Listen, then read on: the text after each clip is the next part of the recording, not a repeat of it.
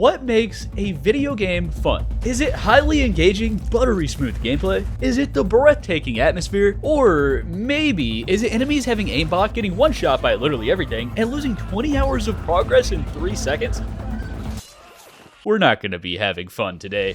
Welcome to Dino Overhaul X, widely recognized as the hardest mod ever made on ARK. And in this mod, everything is faster than Usain Bolt, and it can one-shot you. Bro, he has aimbot! And every time you tame and evolve something, which takes forever by the way, it gets nerfed and is 100 times worse than it was in the wild. Okay, why does he have 500,000 health, and when I tame it, it only has 15? And my goal is to tame all 8 tiers of creatures, fully evolve a prime Manticore and name him Greg, and take down all 7 tiers of wild bosses, including Apex, Prime Wild, Mega, Corrupted Mega, Uber, and a Titan, all before day 100. Ladies and gentlemen, welcome to Dino Overhaul X.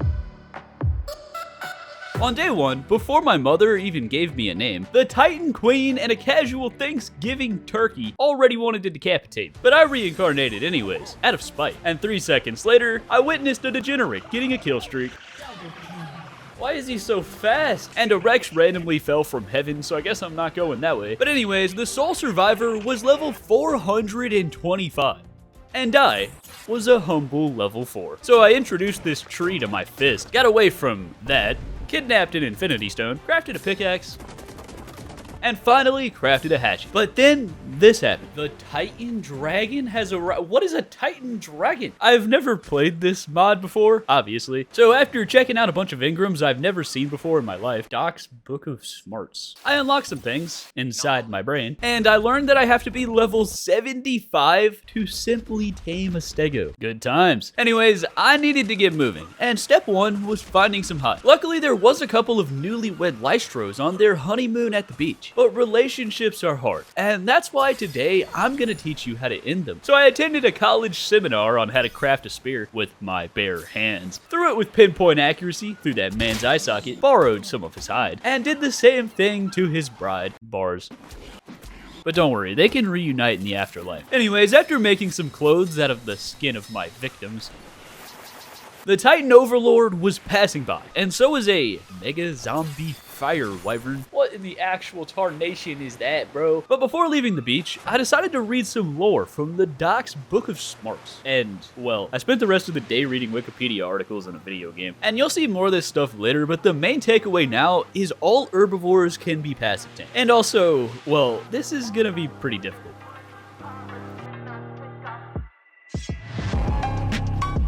As the sun rose on day 2, and a giant purple Bronto stared into my soul, I force-fed myself 64 yellow berries to avoid death. And I tried to tame this stego, since I remembered the lore telling me that herbivores are passive tame. But unfortunately, I'm inferior. I really needed to come up with a plan. And since everything was faster than Usain Bolt in this world, I probably need a tame of my own. So I located this purple equestrian and pressed Y on my controller. This man clearly didn't want me on his back, but every time he tried to protest, I just shoved another Mayho berry down his trachea. But with less than 5% taming per berry, it was gonna take a while before he was fully brainwashed. I was pretty worried about the Rex from earlier getting a bit too close, but luckily this man's IQ was kinda subpar, and bro was sprinting into a rock. Eventually he got free, ran into another rock, and then everything was going pretty well. But then this happened. My future indentured servant slash friend was becoming a fish. I actually wasn't sure what would happen at this point, but long story short, well, it kicks you off his back. I'm assuming if he returned to land, I could just finish the tame, but the dude wasn't even moving. In fact, he was sinking lower and lower into the water. Bro, what are you doing? You'd rather die than be my friend? Why does this keep happening to me? Anyways, after that tragedy, I swam a triathlon across the river, and on the other side, I launched 2 more spears into the prefrontal cortex of a birdman and his lover.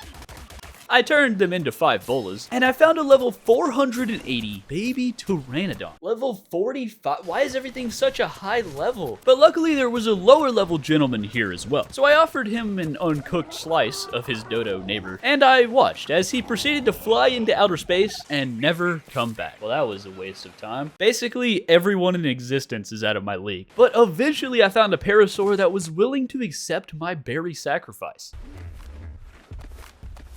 and I named him Perry. Spoiler alert, Perry's life was not very long, because while our Titan Overlord flew above, menacingly, well, I didn't know this yet, but all of these regular dinosaurs are going to evolve over time, meaning if I wasn't prepared, well, things could get out of hand very fast. And to make matters worse, my mortal enemy showed up. Hello there. That man executed Perry right in front of my eyes. No! In 3 hits. I tried to stop him. I really did. But once again, I was forced to reincarnate. And when I made it back to the death place and got my stuff, well, this guy showed up. And since everything was way faster than me, all I could really do was kite him over to this Bronto. Hey, bro, help, please. And it actually worked. But then I got assaulted by a micro demon. Oh no! I perished 2 times actually because I got spawn trapped by a degenerate. Anyways, it was now day 3. And after thanking Mr. Bronto for defending my stuff while I was on vacation in the afterlife, I repaired my clothing and I was thinking that I should probably get a base setup, make some metal tools, and tame something. But as soon as my toe entered the forest, well, I found Harambe's child, who is now a full-grown man. Ow! I ran, and a random hyena just took flight over my head. What is happening right now? I don't know how I was even still alive, but a Sonoma Crops thing was putting an ant from Australia in a spin cycle. And at that moment, I had a change of plans. Maybe a raft is a better idea. So I put together 225 entire logs, placed it into this large cup of water in my backyard, and put all 7 levels into my movement speed, because I think I really need it. But right before I could make a bed, the Sonoma Crops came to visit. Hi there. He was level 1040 and tameable. And these guys are actually really useful, but they eat chitin, you know, the skin of bugs. Stay here, buddy. I might be able to get a decent tame here if I acted fast. So I made a bow, 10 arrows, launched one of the arrows into an ant that's bigger than my head, removed his skin, and began to search for Mr. Sonoma Crops, when I found this instead. Okay, so I don't want to sound morbid, but seeing this dead body just made me very happy. Anyways, the Pteranodons here all required me to be a way higher level, and even this dodo was too good for me, so I sent him to the Shadow Realm. But after being eaten alive for the 3rd time since breakfast, I witnessed a stego avenge my death, which gave me 4 corruption crystal dust, whatever that is. But at this point, the Sonoma Crops had vanished off the face of the earth. So I gave up on that, and I spent the rest of the day on the grind. It's time to get off this beach. I do it again.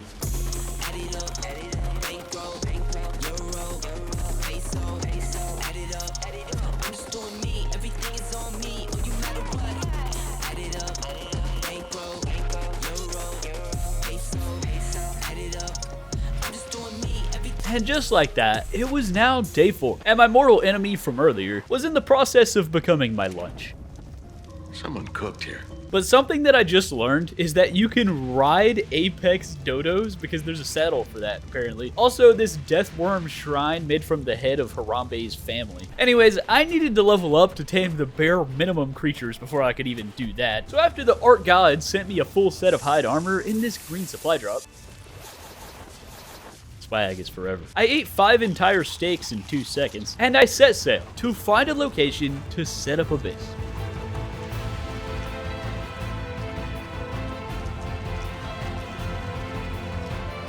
My main goal was to find some crystal and make a spider lance, because I really needed to see the health and torpor of all my neighbors to see which ones are worth tranquilizing. Hey, there's that horse that would rather die than be my friend. I guess this dude decided that it was time for a second chance at life, so I tried a second chance at brainwashing. But when I forcefully injected a Mayho berry down his esophagus, yeah, bro really doesn't want to be my friend. So I continued on my cruise ship, collecting random wooden trap doors along the way. And as our Titan Overlord reigned above the tri-state area, I decided to explore this deserted island on the southwest part of the map, hoping that I could find some crystal. And this island was home to some fine gentlemen, Bowser himself, and of course, degenerates. But parasaurs are like the only thing that I'm a high enough level to tame right now, so I just started feeding everyone like it was Thanksgiving when this happened. Oh no. Oh no, I got deleted. But during my next chance at life, I tamed this dodo while Bowser's entire extended family watched from the bleachers. And I named him Bob. I'm not gonna lie, Bob, you're a disappointment to this family. The main reason I domesticated this man named Bob was because I wanted a distraction to get my stuff back. But it turns out I was able to get it without sacrificing Bob to a cult of hoodlums. So instead, I put him in an anime costume, and he is now my son. Please don't tell him that I planned on sacrificing him. Anyways, I wasn't sure how much torpor these Dilos had, but Bob's wasn't too high at level 400, so it was probably possible to tame them. But before I could even make the narcotics, a colossal ginger triceratops has emerged. Why does he have to be ginger? On day 5, I was still a bit terrified at the thought of a ginger existing in this world, but I managed to brainwash this parasaur and gaslight his level 365 child into joining my family, which took way longer than it should have because each Mayho berry filled this man's stomach for like 10 years. But after 30 minutes, Iron's stomach was tame. I didn't actually have enough hide for their saddles because I'm currently living paycheck to paycheck in a video game. But after I split the stack of 75 raw meat so it would all spoil at the same time, about 3 minutes and 54 seconds from now, day 5 came to an end. So as you might know, I've attempted some of the most difficult challenges ever on ARK. But changing my server settings and adding mods onto my server was easier than brainwashing Bob, because my server is hosted through pingplayers.com. Pingplayers is a premium game server hosting platform, and my favorite part is the super simple mod manager that lets you install mods fast and easy. If you've ever tried to play ARK with friends before, you know how absolutely terrible the non-dedicated servers are. Because if your friend, named Timmy, who happens to be using Wi-Fi from McDonald's, has a bedtime of 7 p.m., the whole server goes offline. But a Pingplayers server can stay running 24/7 with all of your mods and almost no lag due to their 20 global server locations. And you also don't have that awful tethering that ARK does, making you stay close to each other. But there's also 25 other games available as well, including Rust, Palworld, and even 7 Days to Die. So when ARK inevitably makes you rage quit, you can switch games on the same subscription as many times as you want. And there's also this really cool AI assistant fella that can help you with anything you need, or even modify server settings or add mods for you. You just ask him to do it, and the brother obliges. And if you ever need actual support, there are real humans available 24/7 to help you out as well. So if you want to set up your own server today, just go to pingplayers.com, pick the game you want to start with, and use the promo code Juztify35 for 35% off your subscription. You can also use these sliders here on the purchase page to mess around with the player counts and the length of your subscription to change the price to whatever fits your budget. I'll drop a link in the description for you guys to check it out, and thank you to Pingplayers for sponsoring this video. On day 6, I had enough metal cooked to craft a pickaxe, a hatchet, and a crossbow to tranquilize my victims, and I was basically just killing time, waiting on the meat to spoil when I found the crafting recipes for a DOX Titan eel summoning shrine, a cloning pad, and a transmutation for Apex body parts. What am I, Dexter? Anyways, the meat was spoiled, so I queued up 29 buckets of sleep, borrowed some hide from Bob's cousins, and turned Bob's cousins into a saddle for Perry. And now that I have full control over Perry's actions, I blackmailed him into getting involved in the drug manufacturing business, farming narco berries for -$3 an hour. Perry's 9 to 5 resulted in about 450 narco berries, and it got me to level 52. We're slowly getting there. And with the narcotics cooking up in the lab, it was almost time to knock out something more powerful. The start of this mod has been super slow, mainly because they forced me to disable single player settings and made everything require a level 2000 to tame. But the real question is, will beating this mod be harder than playing on 0 times rates or even beating the game at level 1? We were about to find out, because I came across this green and purple PT with a bright red mouth. Bro's built like that guy with lip filler from Monsters Inc. If I tamed a PT, I could get some crystal for a spyglass, and I could also explore the map to see what's in the harder zones and prepare. Basically, I really wanted to put some raw meat into that man's Botox-filled lips. But every time he was about to land, he faked me out and swooped back up into the air. And I was about to try to tie him up with a bola and force him to eat his supper, whether he likes it or not. Gary! You are gonna finish your dessert, and you are gonna like it! But then, a member of the Thieves Guild stole every single piece of raw meat that I harvested from Bob's family. What? I needed that meat to tame the Botox-filled PT. And look, man, what happened next? Kids, close your eyes. Oh, he gave prime meat. Okay, now I have no regrets. Anyways, I was feeding some of my baby dodo to Mike Wazowski's coworker when this happened. I moved that prime meat out of my hotbar faster than ARK Aquatica's review page became overwhelmingly negative, but he still took my hide, and for that, it was time for a public execution.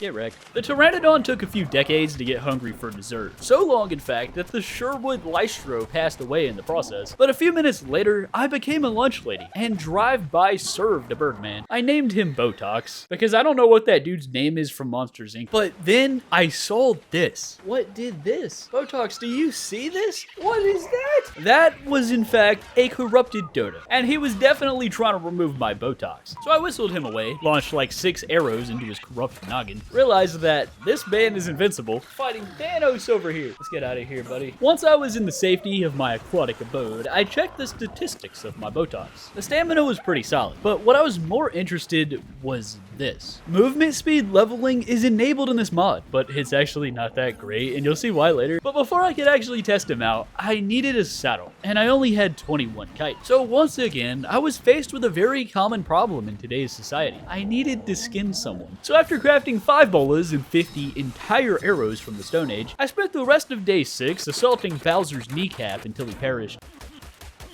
accepting a bounty for a Mega T-Rex that I totally have the ability to kill, and slaying another one of Bowser's kneecaps. But on day 7, after I gave Botox to a Pteranodon saddle, I loaded up some food for the road, increased my movement speed, and I was about to set out to find some crystal, when I realized that I already have exactly 2 crystal in my smithy. Did anyone see where I got that from? And the awesome spyglass requires exactly 2 crystal.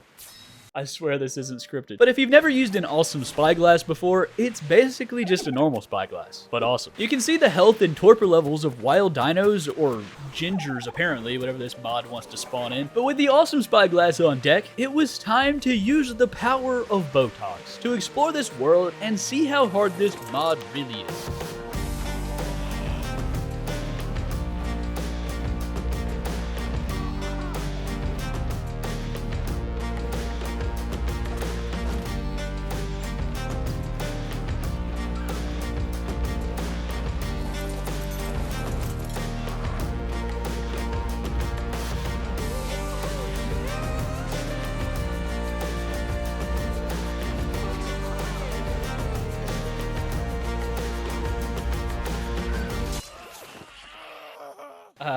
So that happened. Honestly, when the Spino dismounted me, I should have just turned back, but Botox met the Grim Reaper, and there's no coming back from that. I was now back to square one, while the Eel Titan was making his arrival. Luckily, I do still have my crossbow, but I lost my spyglass, my metal tools, all of my hide, and the Botox in my lips, and my dignity. I needed another Pteranodon, so I wasted no time, and I grabbed some meat, started placing it into people's throats. There was like 4 Pteranodons here.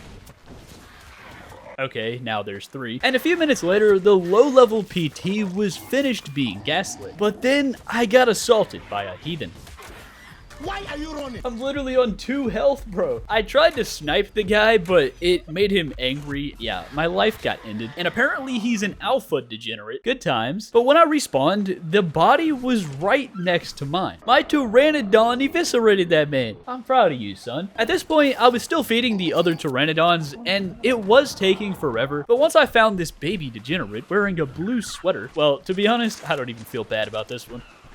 I know what you were gonna do as an adult. The prime meat from the baby blue sweater wearing heathen sped up my process, and I was able to tame an entire army of 3 birdmen, but I still have no saddles or even metal tools. So I began sniping peasants for hide. Apex Rodon? Like the kaiju? That's terrifying. Anyways, after cooking up some meat, I watched as Bob broke the law of gravity. Yes, science. And after the Tyranny gang reverse bullied my mortal enemy, I spent the rest of day 8 farming some rocks with a stone pickaxe just to get the tiniest bit of metal. And at the start of day 9, I extorted some fiber from the local plant life. I now had hide armor and 50 arrows because I needed a saddle for the Pteranodons to finally get back into the action and tame something more powerful. So I gave Bowser an ultimatum. You want to keep the keratin or do you want to keep your kneecaps? I took both.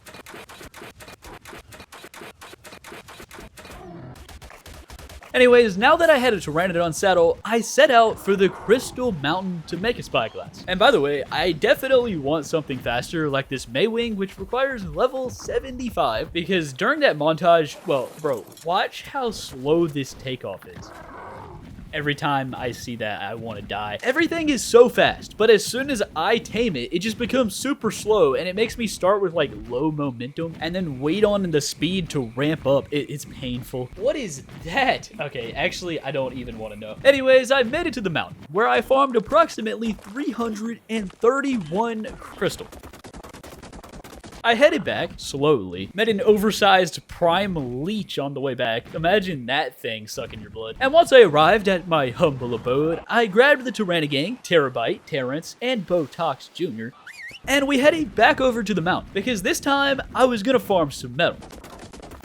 Terrence was gonna carry 469 of them things, 300 of them things were funding this man's Botox, and one more rock for Terabyte. Honestly, all three of the combined weight capacity is still kind of pathetic, but after yet another very long flight, well, day 10 began, but also Metallica. And now that I was caught back up to where I was before, I finally crafted a new spyglass, some arrows, and I'm ready to take on some Apex degenerates. So after lacing some NyQuil onto 50 of my Stone Age arrows, I made some soul traps, which are basically just Pokeballs that work with mod creatures. And now that everyone was safe inside a pod, I set out to tame an Apex predator. I didn't really find much around the starter zone, just this old Roman bathhouse looking thing, and a level 750 Lystro that looks like a stop sign. But the moment I left the starter island, I immediately came across a prime wild raptor with 100k health, and a prime Spino across the water. These are like the first level of bosses, I'm pretty sure, but there's some way crazier stuff. But anyways, over on the beach, I found him. An Apex Dodo.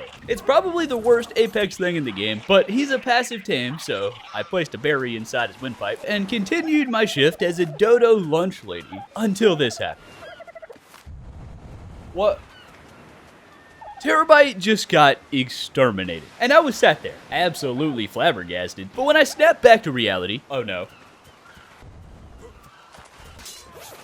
Why am I like this? I deceased once again due to my carelessness. And it was just now starting to sink in how scary everything aside from this beach is gonna be. And to make matters worse, things have barely even begun. And the creatures are gonna get stronger and stronger as time goes on. Yeah, that might be a problem. Anyways, I made a sickle to factory farm some fiber, and after making a backup PT saddle for a birdman named Terrence, it was now day 11. And over in my graveyard, the prime degenerate was on vacation or something, because I didn't see him. But I did find a midnight snack for Terrence. And the raptor actually was kinda close nearby, but he was far enough away for me to grab my stuff. Anyways, an Apex PT was also nearby, but I wanted to see what these guys dropped. So I held a public execution.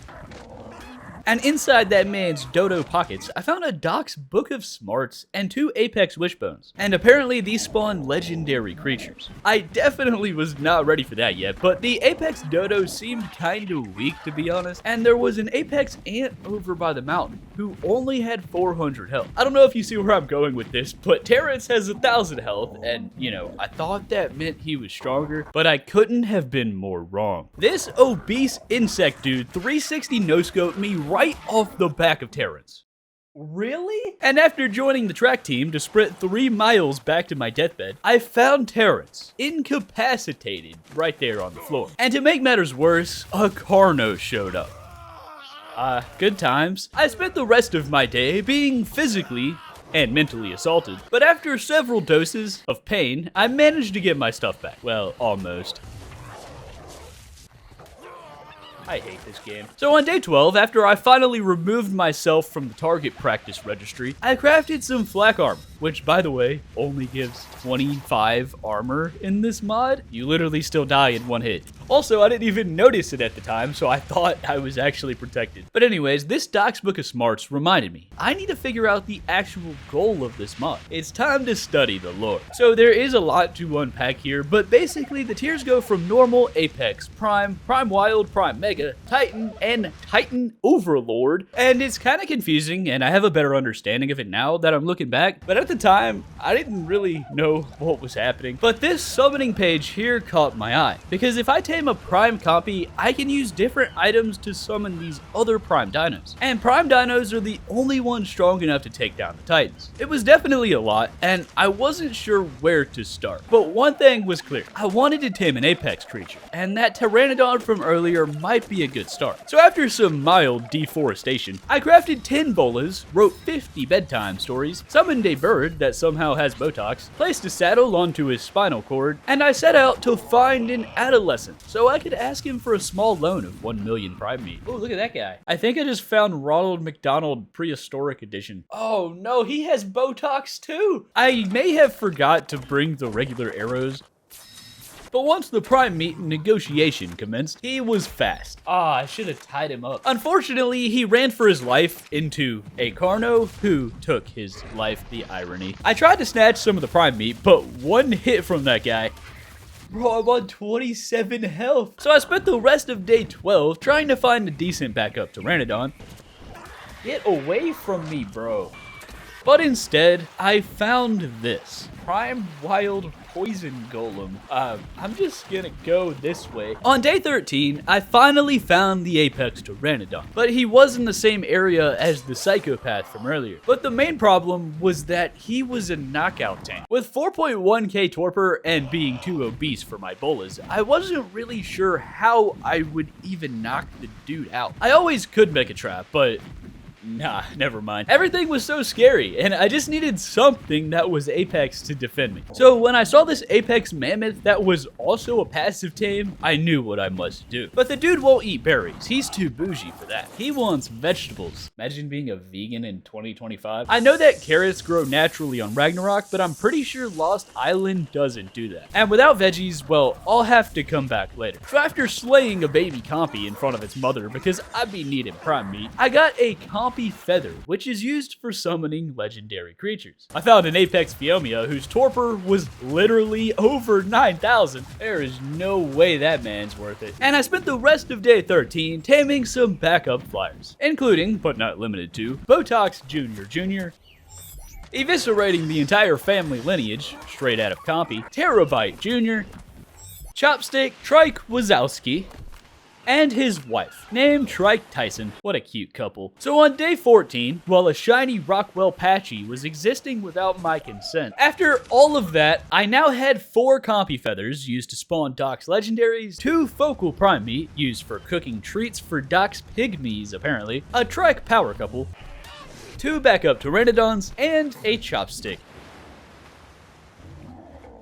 So, moss chops are not rideable in this mod. What a waste of oxygen. So I lodged my pickaxe into his sad excuse for a face. Each time when I come here, I am abused. So for now, the Trike Power couple will be doing most of the fighting, and the Chopstick will be doing most of the getting neglected. They aren't really going to take down any of the strong Apex stuff, but the damage and the health are pretty decent, and it's definitely a good start. So I enrolled Trike Wazowski into indentured servitude and began his unpaid shift in farming narcotics, but then, during the grind, he did this.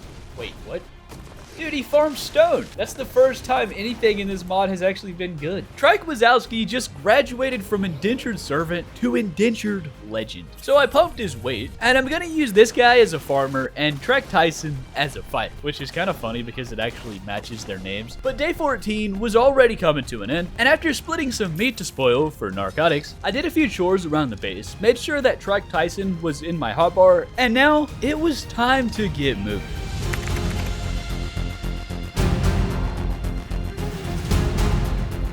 On day 15, I took a trip to the mountains, where I found a juvenile Rex with some very bad parents. They just left him on the side of a mountain. So I decided to help him out by launching a horse tranquilizer into his kidney. But at 70 torpor per trank, even with headshots, this would take a while. And just like everything else in this mod, well, the torpor is also kinda unfair. Every single creature drops torpor just like a giga. There's basically no way I'm free range taming like that, and I needed to build a trap house. I was also still not high enough level for any of the actually good passive tames, but this baby Rex was a perfect opportunity to try and knock out. So while his underdeveloped brain tried to climb a tree, I used my Botox connoisseur and Trike Tyson to try and trap him against the tree. But then this happened. What? The Rex just peaced out, and I sat there, bamboozled. This is the game that I chose to have 5K hours on, by the way. So after I took my frustration out on an adolescent, I continued the search. Well, that man just got clapped. And over on the mountain, I found a level 150 Griffin. He wasn't amazing or anything. In fact, level 150 is kind of terrible in this mod, but you can use weapons while riding on the back of a Griffin. I really needed that. So I began the grind to make a trap, but the exact moment that I became encumbered, the Mafia showed up. Oh! I got deleted, but I woke up in my bed, hoping that it was all just a dream. It was not. I had to get my stuff back, so I summoned my best Pteranodon named Terabyte Jr., used my entire life savings to make a gateway trap, went for a flight, and kited a sociopath away from my own corpse. But after receiving the inheritance that I left myself when I passed away this morning, I found an Apex Terror Fiend with 12,000 torpor. And there was this weird light in the forest. What is that? Which was apparently coming from a drone. If I go in there, I'd probably be gunned down or something. Anyways, it was now day 16, and the Griffin was nowhere to be found. But after some soul searching, I found another one. Prime? Nope. Yeah, it was a Prime Wild. I wasted a lot of time searching for another Griffin that day, and instead I found a Prime Wild RG and another Apex Pteranodon. And while I'm here, I kind of just wanted to show you guys this. Watch how fast the torpor drops when I shoot this man. Yeah, that's why I need the trap. So after wasting way too much time looking for Peter Griffin, I decided to settle on an RG. A wild degenerate tried to stop me, but before he realized what was happening, bro was going skydiving without a parachute. Have a great time. And I was just about to go aggro Mr. RG when I found him. Gryffindor himself. I don't know why he was so high, but that might make the brainwashing easier. So I began leading him into my trap when out of nowhere, the world's very first goth girl was born. Apex Goth Rex? How is a Rex goth? I really needed to stop for stamina, but once we made it to the mountain, I hopped off Terabyte, sent a narcotic into his earlobe to anger him, and I made a run for the trap house. But unfortunately, it didn't go exactly as I had planned. No! Peter Griffin was a bit faster than I expected, but when I made it back over on Botox Jr., I watched helplessly as Terabyte became a corpse right in front of my eyes. I'm so sorry, buddy. I put Botox Jr. into a Pokeball because I can't afford to pay for another life insurance premium right now. And long story short, I was hiding in my trap house as a member of Gryffindor tried to put me in a spin cycle outside. That dude is fast, bro. But I wasn't exactly sure what to do. I didn't really care if I died, I just wanted him in the trap. But his turn radius was so abysmal that bro was stuck in an infinite game of Ring Around the Rosie. And when I decided to go outside and try to kite him in, I almost lost the privilege of being alive. Ow. Come on, bro. I was gonna keep trying as long as I had to, but Mr. Sabretooth had other plans. So I revitalized in my boatside living room yet again, but my last PT was on my body over there in the mountains. I was stranded. This mod was slowly making me lose my sanity, but I was determined to tame that Griffin. I just needed a better plan and a couple more PTs to make it happen. So I drove my luxury yacht across the beach, and somehow every single living specimen over here requires me to be level 75 to gaslight. I had to go deeper. So I made a new set of shiny metal armor that only has 25 armor, slayed this adolescent for its prime meat. Well, I tried to, but its mother wasn't very happy about that. Oh no. Oh no. Please, no! Wow, I might be stupid. Free hide though. I had learned my lesson, and this time I decided to target someone that doesn't have Thanos for a father. In fact, it seems this man's father is at the store getting milk right now. Anyways, I managed to find 2 more Pteranodons, which I really need to stop using because they're absolutely terrible in this mod. But after testing their combat skills on some residents of Compton, Chalcedony Phiomia has disappeared. I don't even know what Chalcedony means. Oh, Well, I see why he's shiny then. So now that Terabyte Jr. Jr. and Terabyte Jr. Jr. Jr. have approximately 3 days to live now that they're in my tribe, I extorted even more keratin from Bowser's kneecaps, turned Bowser into a Terabyte saddle, and spent the rest of the night of day 17 beefing with some tropical fish. What is that?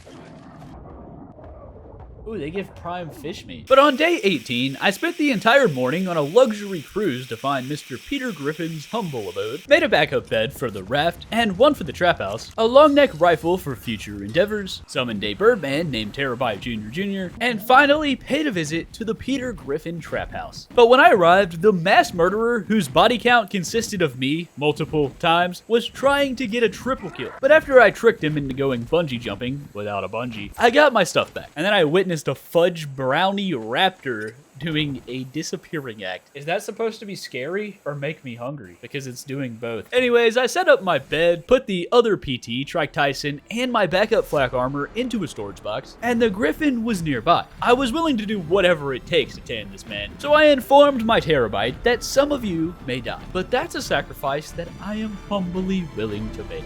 Sorry, buddy.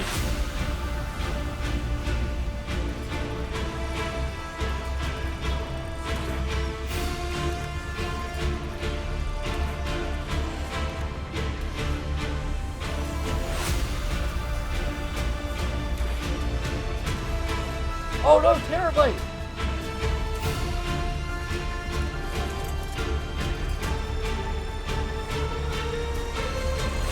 No, please.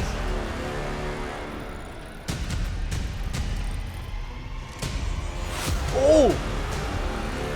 I think he's trapped. When I respawned in my mountaintop log cabin, I discovered that yes, Peter Griffin was indeed a participant of the trap lifestyle. Finally. Getting my stuff back was pretty simple, but when I did, I realized something. It only gives 25 armor? Dude, this is basically just hide. Yeah, that took me a while to figure out, but it explains a lot. And the PT saddle only gives 6 armor, by the way. Bro, I feel like I just got scammed or something. Anyways, I had to make sure I didn't waste this opportunity. So I grabbed some bedtime stories from my nightstand, launched about 7 of them things into Peter Griffin's love handle, and then, well, this happened. It appears that Mr. Griffin has some enemies, and if I knocked him out while this man was full-on assaulting him, well, that could be bad. So I began launching nighttime routines into this roly-poly too, while also trying to not let Mr. Peter Griffin escape from his good night's sleep. And I'm not gonna claim to understand what was going on in this roly-poly man's brain, but while he was doing that, Mr. Griffin was down. And bro,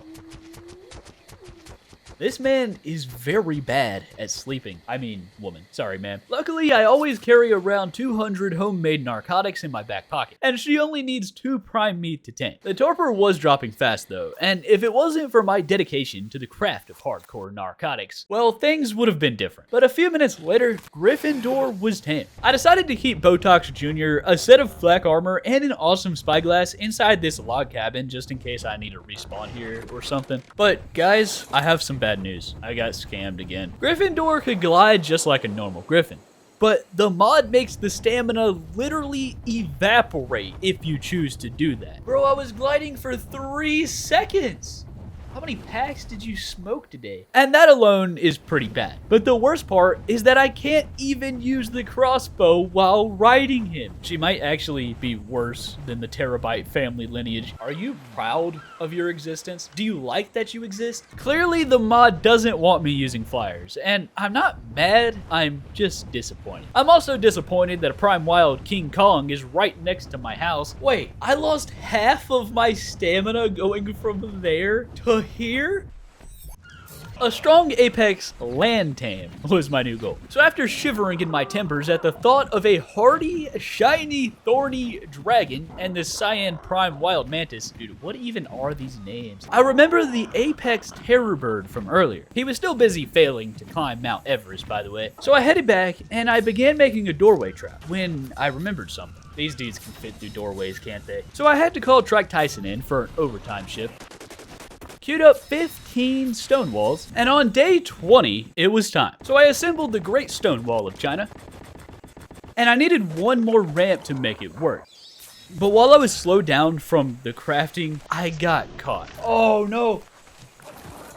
That was close. But now that I had him aggroed, I just flew over the trap and the dude fell right in. It actually worked. An oversized bird from Ohio was ready to be domesticated. Every trank arrow that I lodge into his noggin does roughly 100 torpor. And these guys are supposed to have a headshot multiplier, which would do 1.5 times the torpor, but by the time I could even line up the shot, he had already gone woke. I'm gonna have to rapid fire for pretty much all of these tames, which is gonna require a backup crossbow and 120 trank arrows.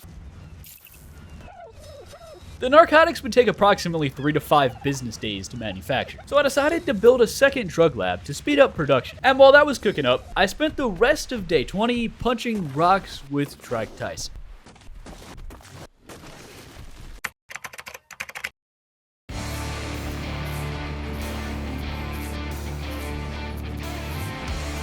It was now day 21, and this Dilo had no business being this strong, bro. For some reason, I forgot to bring Trike Tyson, so I had to take a first-class flight back to my hometown, recruit a professional hitman, and exterminate 2 degenerates. But then one of the degenerates corrupted, rose from the dead, and became a zombie degenerate. I didn't really think much of it because the dude barely had any health to begin with, but just watch.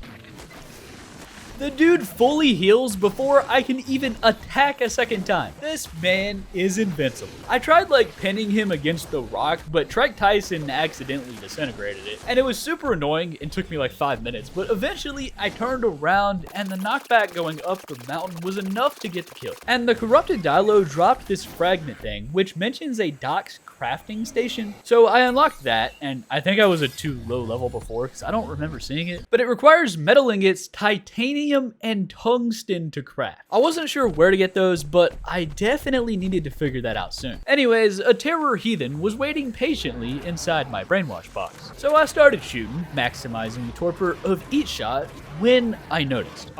He's gonna die from this, isn't he? The terror bird's health was too low to use trank arrows, and I was debating just executing that man on the spot. But I already crafted the trank arrows, and making trank darts would require even more narcotics. But then, on my way back, I witnessed a regular theory absolutely decimate in Apex Carno. And this made me realize that maybe the regular tames aren't that bad. I just needed to be level 75 so I could tame the higher level ones. So on day 22, I headed back over to Mr. Terror, saw this scary looking purple thing in the forest. What is that? It was just some focal prime meat. But now, it was time for a public execution.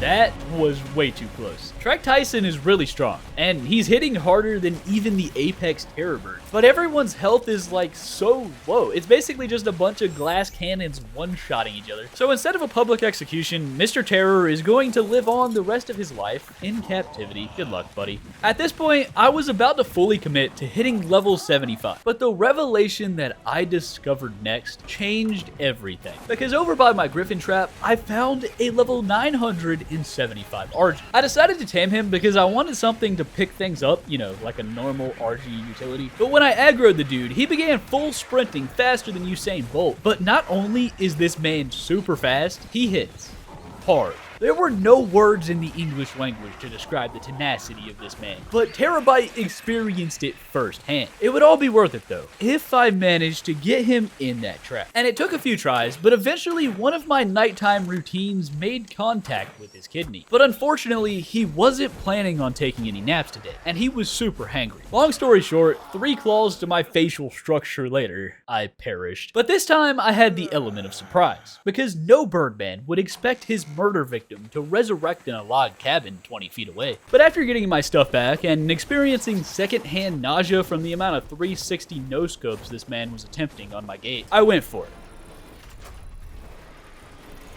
And this time, we made it.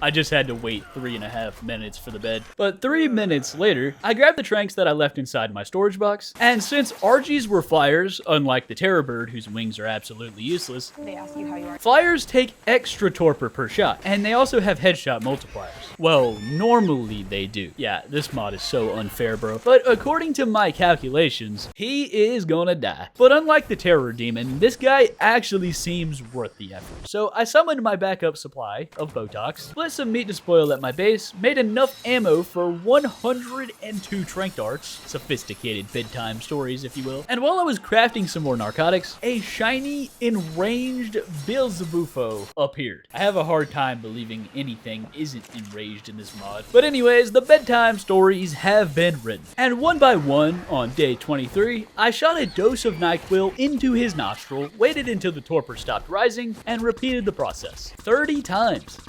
But just like that, the RG was down, and with 5.3k torpor, I kind of expected that it would drop at a somewhat reasonable rate. I couldn't have been more wrong, because after I got my body back from earlier and put the extra gear inside my log cabin, the dude had already lost 3,000 torpor. This man might have a slight caffeine addiction. I had to act fast, so I poured 53 entire buckets of raw drugs beneath his tongue, and everything would have been okay, but I only had 3 prime meat. So I just kept drip feeding this man 10 doses of melatonin while I went searching for a juvenile prime meat donor, finding absolutely nothing, and repeating the process, all while a wild Giga X and a shiny punk Parasaur were living rent-free. Bro's about to have a panic attack at the disco right now, but the kids are not alright, and in this case, they literally don't exist. There's no way that I'm beating a Carno or even an RG for prime meat, so I was just gonna use the regular meat. But then when I landed and was taking notes for my script, well, this happened. Wait, before I could even tab back into the game, Mr. Saber was on the pursuit. I really needed to get this man away from the RG. But when I respawned, oh no! All of the effort was for nothing. Alright, bro, you're done. Okay, get in.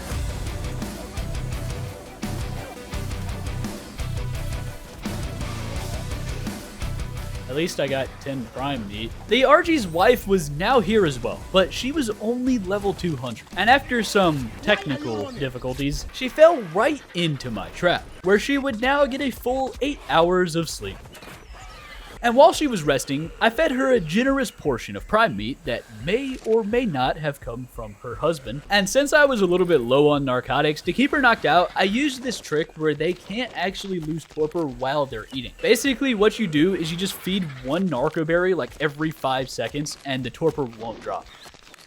Oh no, it's another ginger. But 10 minutes later, after the most attentive tame of my life, she was domesticated, only 800 levels lower than the other one. I always use the same names for these guys though, so this time I decided to go with Argent 47. But since I don't have a saddle, I'm kind of stranded here. So on day 24, I got ravaged. Well, that's one way to get back to base. I can see why everyone says this mod is difficult, but it's gonna take more than that to stop me, because I'm a masochist. So after resisting the urge to glide on Gryffindor for 2 minutes on the way back to my body, I regrouped at my humble abode, put Bowser's entire family into generational poverty because I wanted some keratin, crafted a saddle for Argent 47, and despite her stats being kinda mid, kinda bad actually, Argent 47 was actually faster than Terabyte, God rest his soul. And he was faster than Gryffindor too, since the dude can't glide. I'm pretty sure that he's actually moving at normal RG speed, but he's just not nerfed like they are. But also, the damage is definitely not great. In fact, it's worse than Truck Tyson. And now I'm starting to get even more upset that the Saber prevented me from taming the level 975 dude that I already had knocked out. That one would have been so good. But anyways, keeping her low level in mind, I was pretty impressed with Argent 47. And I really wanted to tame a male RG to breed for backups. So after extracting the very last bit of keratin in Bowser's possession, I slaughtered an Apex Dilug. And I was not expecting this at all. But bro, the loot was insane. 5 DOX Trank Darts, darts, a hunger dart, some kibble, and the tungsten and titanium that I needed for the DOX crafting station. I've killed like 3 apex creatures already, and that was the first one that's giving me anything like that. But that reminded me, I have an apex prisoner that's just waiting to be executed. And a captive audience is pretty easy to entertain. But I kind of got carried away, and I declared war on the entire mafia. Honestly, it's pretty easy when you can fly. My confidence was now at an all-time high, but what happened next sent it right back into the floor, because I assumed that an Apex Aranio would be easy, right? You done messed up, Aaron! I almost just lost everything from being too confident. And I don't know how Argent 47 is still alive, but if she would have died right there, I don't even know, man. Anyways, it was now day 25, and back at my humble abode, this random walking sea urchin tried to impale Argent 47. Whoa, chill, dude. But I had some rainbow and poison bullets now as well. By the way, these trank darts are literally just normal engrams. I'm just not a high enough level for the 5x torpor ones yet, and I never noticed before. But anyways, it was already day 25, and the only thing I really had to show for it was a birdman named Argent 47. I really needed to get moving. So my new goal was to make a DOX smithy so I can start progressing more. I need tungsten for that. And to tame a higher level male RG to schedule an arranged marriage with Argent 47. I'll feel a lot safer if I have backup RGs when I go to the middle of the map. When I began my search, all of the RGs around the trap were super low level, with the highest being level 500. Bro, I kind of want something over 1,000 if I can find it. So I was about to move my raft to expand my search area when I saw something on the ground in the forest. Wait, is that a bag? An Apex Mesopithecus had passed away, God rest his soul, but that man left behind a legacy in the form of beef jerky. Oh, that man was loaded. But after accepting the gifts of Harambe's ancestors, I also found an Apex Gacha. Oh, I still haven't tamed a single Apex creature yet, and even though gachas aren't exactly built for warfare, they're super easy to tame. Basically, you just chop up some rocks with an axe. You know, I've been playing this game for like 7 years now, and it's still insane to me how you literally farm stone with an axe. Makes no sense. But once you got some stone, you throw that thing directly inside of his vision, and you watch as he eats the entire thing in one bite. Finger licking good. And the dude was pretty hungry, so it took a few hundred more, but after getting stoned, said the sloth was tamed. Wait, does that say enslaved name me? Okay, I just want to say I didn't write that, but if he's cool with it. But day 25 was coming to an end, and the beach here was no longer safe, including a prime wild King Kong, a prime wild dire bear, and you can't see this guy yet, but there was also a prime wild mantis in the woods. But on day 26, right when I decided that I was just gonna go for the level 500 RG, I saw something over the water. Wait, what is that? That was in fact a pygmy Pteranodon. He's so tiny. These guys may be small, but they're extremely important to progression in this mod. However, I didn't know what they did at the time, and my first instinct was to murder him. I done messed up. When you attack a pygmy in this mod, you instantly get a 5-star wanted level. Oh, what was that? The prime wild version of King Kong wanted nothing more than to end my life. Wait, is he? Bro, he's throwing giant monkey dookie. The giant fecal matter that was being hurled directly at Argent 47's kidneys would easily one-shot. And in the back of my mind, I knew that this was probably a bad idea, but for some reason, I can't really explain what my thought process was because my brain was clearly not functioning that day, but I decided to kite the monkey man away and continue brutally assaulting the pygmy. I was doing like 90 damage per hit, and it didn't take long until the brown projectiles came flying once again. But I didn't care, bro. I just kept slicing that pygmy dude while dodging turds left and right like a plumber. And I was doing pretty well, even though there was no reason to kill this thing, but I got very close. And then, well, I think we all know what happened next.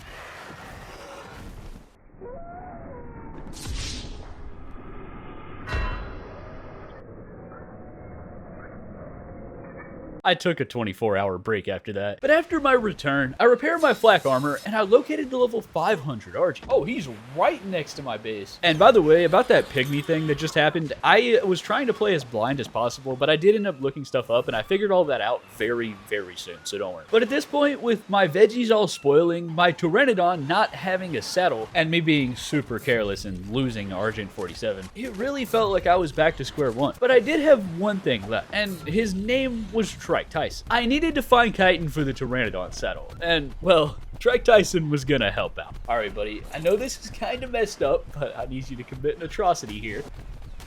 As Trike Tyson executed his inferior, I was rewarded with 2 keratin, but it also gave me some prime meat, which I actually did kind of need, and a few murderous activities later. I got 3 more DOX Trank Darts from this Apex Dilo, meaning I had 4 in total. Bro, that's like 40 Trank Darts right there. And I also had these Scorpion Poison Gland things, which are used for spawning legendary creatures. But anyways, back at base, I had enough chitin for a few saddles, but this level 500 RG was still existing menacingly. This was actually the perfect opportunity though. So I decided to cryo Trike Tyson just in case an RG decides it's time for his death. And I crafted some more stone gates for a trap when an unexpected guest showed up. Hi, buddy. You want some chitin?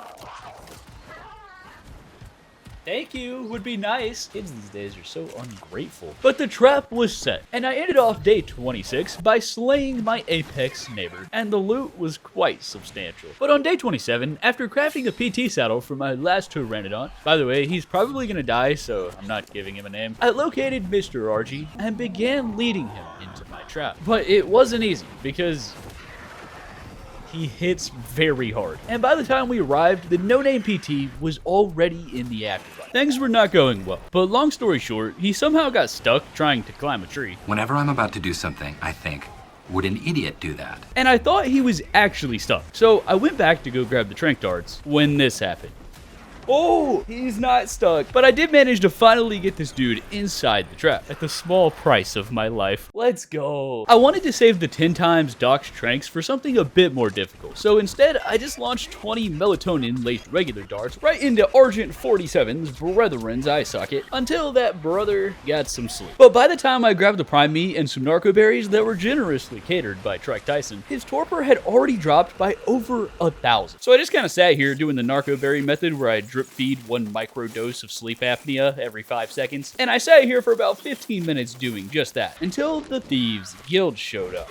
Ow, dude. Wait, he stole all of my prime meat? It seems I've been scammed. So in return, I decided to remove the consciousness of this criminal and liberate him from his body. Anyways, it took another 5 minutes, but right as day 27 came to an end, the Argentavis had been gaslit into being my friend. But on day 28, I decided to go ahead and set up a crop plot. I was actually going to stack like 4 of them like vertically, but I didn't have enough fertilizer right now anyways. I only have the organic stuff. But you'll see why I'm growing this very soon, because things are about to start getting really serious in the taming department. So after a degenerate started beefing with my back door, what is bro doing? I named the new MVP of my tribe, Hawk Hogan. But anyways, after introducing Hawk Hogan to my 3 neighbors that all want to execute me, this is King Kong, he murdered me 2 days ago, and this is Mr. Prime Wild Mantis, and Mr. Prime Wild Berenstein Bear. I found a pygmy Harambe, but after what happened last time, I'm staying as far away as possible from that young man. I spent the rest of day 28 grinding Apex creatures for tungsten for the DOX crafting station, and putting all of Hawk Hogan's levels into movement speed, because I severely needed it, until eventually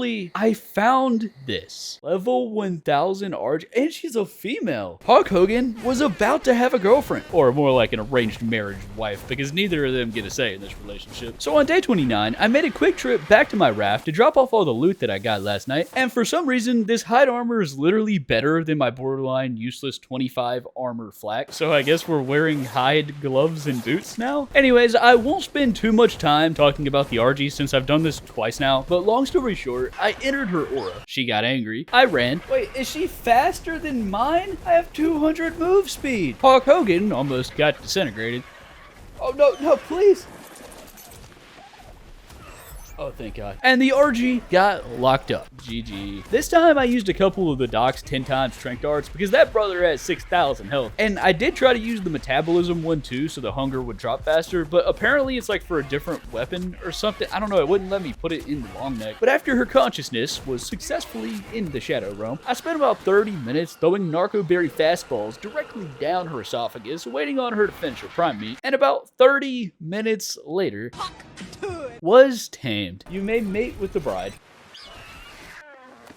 I also hit level 75 during that, which is the level that I needed to make the DOX Strength Darts and passive tame higher level creatures. Which is perfect timing actually, because I'm officially a humble limit farmer. And I finally had the things that I needed to start making some progress in this mod. So I let the RGs mate for a bit longer to just get a few more backup eggs, while I studied up on the DOX Book of Darts. Wait, DOX Book of Smarts. I will admit, I haven't paid enough attention to this since I've just been busy trying to survive, but this is the moment when I realized that these pygmy creatures are meant to be passive tamed using DOX treats. Not murdered, my bad, but I needed some crops for that. And the Apex creatures can lay eggs, which are also used as ingredients, meaning I really needed to get moving on Apex tames and increasing my gear quality so I could take on the lower tier bosses and work my way up. And now that I'm not worried about losing Hulk Hogan because I have a bunch of backup eggs, I slayed an Apex Peppa Pig for some tungsten, loaded some cloth pants that are somehow better than my flak, I'll take it, but I also finally had enough tungsten for the DOX crafting station. Only took 30 days, but now, ladies and gentlemen, I can see the crafting recipes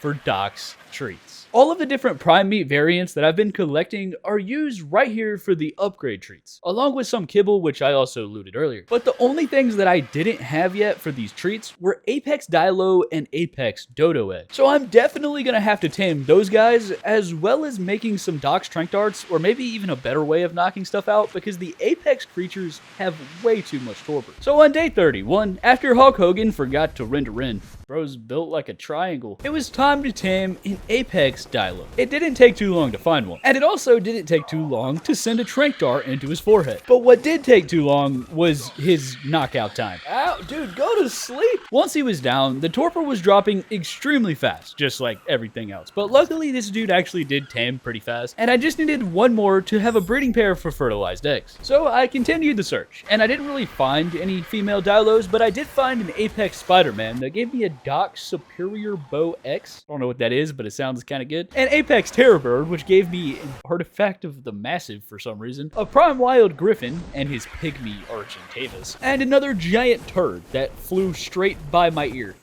Yo, Harambe bro, can you calm down? But long story short, I found a female Dilo, sent 2 of my best-selling bedtime stories directly into her brainstem, had a bit of technical difficulties. It dropped to 0 that fast, but 3 doses of sleep therapy later, her insomnia was cured.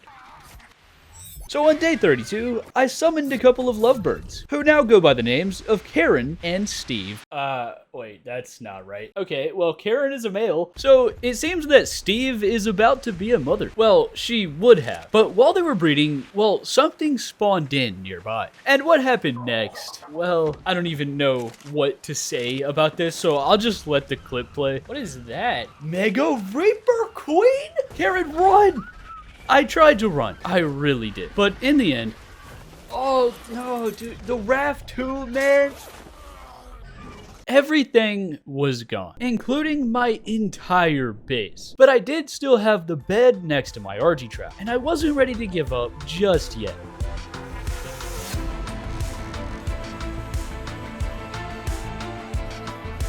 It was pretty obvious at this point that I needed a real base location, because we got random shiny, mega, hairy, prime drinking unicorn reapers spawning directly in my backyard, right when I was finally about to start getting a boss army, man. But don't worry, because I've learned a lot during this playthrough so far. And despite this, well, insane setback, we're gonna come back even stronger, because the Mega Reaper dude was just a bounty event. And yeah, the bounty did spawn right on top of me, but that means he's gone now. So now I had a new plan, and it all starts with an Apex Mammoth. But first, we needed a new base location. I'm so glad these cryos survived. And this time, I'm not messing around.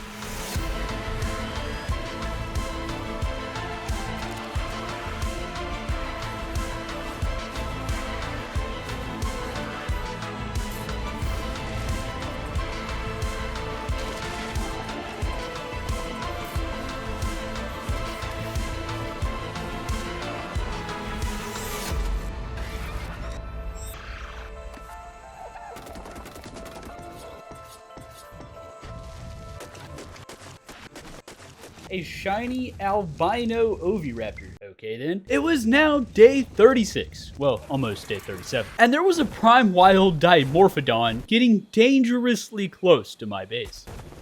Bro, please just go away. I made my base here specifically to avoid the Prime Wild Ultra Ginger degenerates, because all of the dudes with millions of health are pretty much in the middle of the map. But there was one thing that I completely forgot to consider, and that one thing is wings. But anyways, we now had a base, and I had a breeding pair of Apex Dilos, which gets me the pygmy treats I need to evolve pygmies. But I still need dodo eggs for the treats to actually tame the pygmies. But luckily, the crops were also starting to bear fruit. So on day 37, I harvested some vegetables and forced Hawk Tua to preserve them in her inventory. The spoil timers go higher inside tames, by the way, and with preserving salt, it's like 30 minutes, so I think we should be good. But I needed a creature that could at least fight other Apex stuff, and nearby, next to this Prime Wild Griffin, was an Apex Mammoth. He's a passive tame, and he absolutely loves lemons. So I shoved about 8 of them things directly into his Apex esophagus. And I also tried to tame an Apex Dodo, but halfway through he got put in a sarcophagus. Get it? Because a Sarco helped kill him?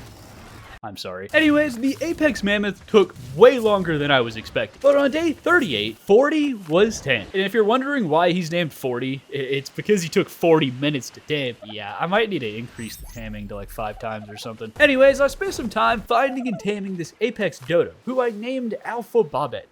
And while I was searching for a male, well, I thought this was just a normal scorpion over in the forest. Well, I was wrong.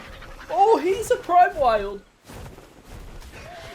Oh no. The Prime Wild Scorpion had a ranged attack. Why do they all have aimbot, bro? And Hawk Tua could not stay awake. Oh, don't sleep in the water, man. But luckily, the Argy's torpor dropped super fast. So while she took a power nap, she literally woke up in like 25 seconds. All while underwater. So for once, something being unfair actually benefited me. But then I also saw this fella, Mega Dodo Rex. Okay, dude, like if they can all shoot at me, how am I even supposed to survive flying across the map? The rest of day 38 consisted of a lot of wing flapping, taming another female Apex Bobette, slaying a zombie Bobette for this Mastercraft DOX poison rifle. Okay, that sounds amazing. And spending 20 minutes looking for a male to name Bob. Welcome to the family, son. And back at my humble abode, I extorted some eggs from Bob's wife and the woman he's having an affair with at the same time, while the Titan Dragon was somehow rendered in from all the way across the map. But now that I was actually surviving in this world, it was time to step up my game, because my new goal was to breed an army to fight my very first real boss, a Prime Wild. And it wasn't gonna be easy, because first of all, I need to make treats to tame a pygmy. I then need to figure out some sort of method to knock out an Apex Predator. Maybe like an Apex Rex, a Spino, or even like a Sarco or something. So with that in mind, I was over in the desert to test out 40, the Apex Mammoth. He was kind of mid. And his stats don't really go up very much per level, but that was to be expected because things being unfair is a recurring theme in this mod. Wait, I can level his torpor? Cool, I guess. This would work for now, but I was really hoping that a carnivore would be a bit better, especially if I go through the effort of evolving. But over by this giant Prime Wild lava golem, hello sir, I found one. A level 800 Apex Tyrannosaurus Rex. That man was absolutely decimating the tri-state area. He just one-shotted that galley with 1,000 health. But he also had severe insomnia. 40,000 torpor. I'm pretty sure that the DOX Strength Darts weren't gonna be enough. So after planning a heist to steal Dwayne the Lava Johnson's Infinity Stones, Lava Stone, used to summon legendary creatures. Nice. I slayed an ant that was bigger than my head, and I came up with a plan. There's an insane amount of crafting recipes inside this DOX workbench, but something that really stood out to me was the DOX Poison Grenade. Bro, why does it require so many resources? Poison grenades inflict large amounts of torpor very fast, curing even the most severe cases of sleep deprivation. There's also just casually a mini nuke inside here for some reason. So on day 40, I began the grind. I needed some flint for spark powder, and I also needed to quench my insatiable thirst. But there were also a few more supply crate things over here on the beach, which gave me some unholy doom prime meat. For the people that make ARK mods, probably just type into Google list of adjectives. But after crafting the very sparky powder and the gunpowder inside the DOX crafting station, well, that was fast. Another 9 to 5 shift in the flint mines allowed me to make 43 entire DOX poison nades. I don't know if that's overkill or if it's still not enough, but either way, I'm all out of titanium. And it was time to confront the Apex Tyrannosaurus. Honestly, I was a bit worried, because if this didn't go right, I could end up losing everything. But once I arrived and landed on a pillar that was high enough for him not to one-hit me. Whoa. Well, I thought it was high enough. I pulled the pin, yeeted some poison, and watched as his sleepiness levels increased by the minute. And honestly, this seemed a bit too easy considering how hard this mod is and everything else. And there's absolutely no way that the ARK gods would ever let something like that happen. So once again, a few minutes later, well, things went a bit south. Oh, what? Dude, it hit me through the floor from like 15 feet away, bro. So that happened. I don't know what in tarnation just happened, but at least I have a bunch of backup eggs so I could carry on Hulk Hogan's legacy. But I did need to get my stuff back before it despawned. So I summoned Terrence, but fat, put him through Usain Bolt's fitness program, and despite putting like 20 levels into his movement speed, he was still painfully slow. It's a bit disappointing that an Apex Pteranodon still felt worse than a regular RG, but at least I had all the eggs that I could raise after this. Anyways, I made it over and I got my stuff back, all while wearing a hat and some shoes. Only a hat and some shoes. But after I got the poison grenades back, I located the assassin that murdered me last night, cryoed Terrence but fat so he doesn't get digested, and prepared for war. In a matter of seconds, I started producing more gas than the Taco Bell bathroom. And after about 20 incidents of sleep-inducing explosions, he started getting dangerously close to the best sleep of his life. Since he was pretty close, I decided to go ahead and summon Fat Terrence again. But apparently he's also susceptible to my sleep therapy, and long story short, both Terrence and his mortal enemy passed out cold on the desert floor. My bad, buddy. But while Terrence was sleeping with the enemy, the torpor was already dropping. Luckily, Mr. Rex only needed prime meat to tame, which I did have, but I kind of forgot to bring narco berries, and this man's torpor was dropping fast. So I summoned a vegan named 40, began blackmailing some bushes for their berries, and then, well, I accidentally hit the Rex. Why am I like this? I now had enough berries to drip feed this man's consciousness, but due to 40's giant tusk, well, the taming effectiveness was all the way down to 56%. It kind of defeats the entire purpose. But after about 15 minutes of pressing right trigger on a narco berry, he was finally tamed. And I noticed this with 40 earlier, but I didn't really think much about it, but I'm pretty sure these guys aren't even getting stat boosts from the tame. Like, the health is the exact same as it was before I tamed him, and if anything, the other stats might even be lower now. I feel like I just got scammed. Anyways, everything in this mod is unfair, so this was still my best option. I just needed to find a male for breeding now, and get some decent saddles and some pygmies to make the army even stronger. But on the way back to my base, I saw a Zomdodo, and I've already eviscerated like 10 of these guys with Hulk Hogan, so I thought that this was just going to be some easy tungsten. Well, ladies and gentlemen, I was wrong. This man was glowing in the night, and not in a good way, because the instant that I engaged with Fat Terrence, well, this happened. I perished. Yeah, that man's not natty. Fakest fake natty of all time. At this point, I didn't have any flyers left, but I did have these 7 RGX. So on day 41, I decided to open an orphanage and incubate some orphans. But unfortunately, the eggs were too hot, even with no torches or anything. And if I wanted to incubate these RG eggs to go get my stuff back, I needed to make some air conditioners. Well, that's what I thought, but what I just now realized, wait a minute, this man was so useless that I completely forgot I even had him. It's taking every ounce of willpower that I've accumulated in my entire life to not glide right now. But Gryffindor delivered me back to the desert. And then I glided for 0.2 seconds and his lungs started imploding. But anyways, I forced Trike Tyson to headbutt a zombie and his 2 SoundCloud rappers. That dude is hard, bro. Got my stuff back, and returned back to my jungle side penthouse. I really wanted to test out our new Apex Rex, but I needed help for the saddle. And I also needed some more flyers, because only having one is some risky business in this mod. So I scrounged together my entire life savings to craft a fabricator with my bare hands, cooked up some gasoline inside my primitive refining forge, and to make another air conditioner to hatch Hulk Hogan's children, I just needed some silica pearls for electronics and some polymer. So I reluctantly gave Gryffindor a bit more playing time, and we set out back towards the desert. I was using the little glitch where if you have your map out, it doesn't let you glide. And I've never intentionally done that, but it actually helps so much because otherwise, like, I can't even look down without experiencing asthma. Anyways, there were some Apex aloes here, which could be pretty decent actually. But the actual reason we were back in the desert was because of these fine gentlemen. The Mantis, who were busy beefing with our robot overlords for some reason, drop organic polymer. And they drop a lot of that stuff. So I summoned my unnamed Rex, who is allegedly enslaved, alright, not my words, his words, and declared war. My Rex was doing about 80% less damage than it was 10 minutes ago before I tamed it. This mod is so unfair, man. But after taking out some insects, hijacking their forelegs, excuse me, I now had about 400 organic polymer. And I was trying to find some silica pearls in the water, since they should glow pretty bright at nighttime. But after searching for a few minutes, I realized that the R2 drone gave me 40 electronics as well. Oh, I don't even need pearls. So on day 42, back at my palace, I had everything that I needed to craft an electrical generator and one air conditioner. I then queued up some scrambled eggs, and a non-zero amount of time later, I was now a father of 8. So I just kind of spent the rest of day 42 being a stay-at-home father of 8, and spawn trapping the eggs being produced by Bob, his wife, and his secret affair. But on day 43, after making a feeding trough so the little gremlins can feed themselves, the RGs were only at 60%, meaning that they would take about an hour to turn into full-grown men. So in the meantime, I harvested the crops and crafted 12 of these pygmy trees. Shiny Caribbean Combi.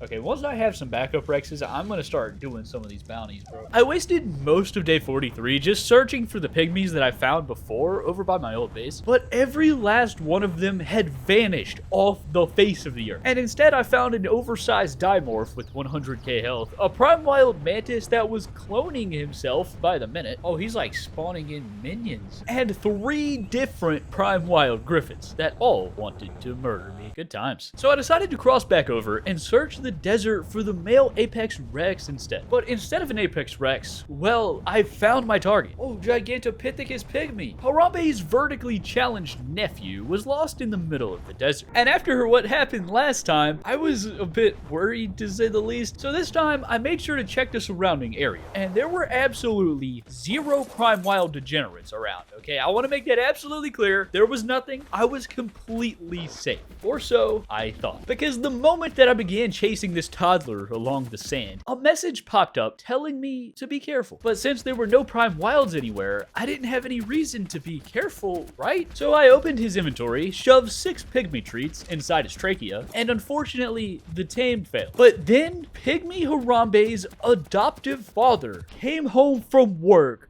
early. Oh, dude! Vanguard King Kong? Yeah, the game spawned him on top of me. A very balanced and fun experience. But the reason that he spawned in is apparently because you're not allowed to fail pygmy tames. And I know why the game was now telling me to be careful. Spawning a creature that does 100,000 damage with his poop is kind of wild for failing an RNG dice roll, don't you think? But anyways, the descendants of Hulk Hogan were now full-grown men. And we now had Hulk Hogan Jr., Hulk Hogan Jr. Jr., Stephen Hawking, Hulk Hogan Jr. Jr., Howard the Hawk, Hawkbert, the Atlanta Hawks, and Hawktua, but alive. And now if I run out of RGs, then there's seriously something wrong with me. So me and Hulk Hogan Jr. set out, and I can't believe that I'm saying this, but the RG movement speed was kind of nice after using that Griffin for a couple days. Bro, I'm wasting like 30% of my time just flying around in this mod. Anyways, I made it back to my death side, and then... holy crap!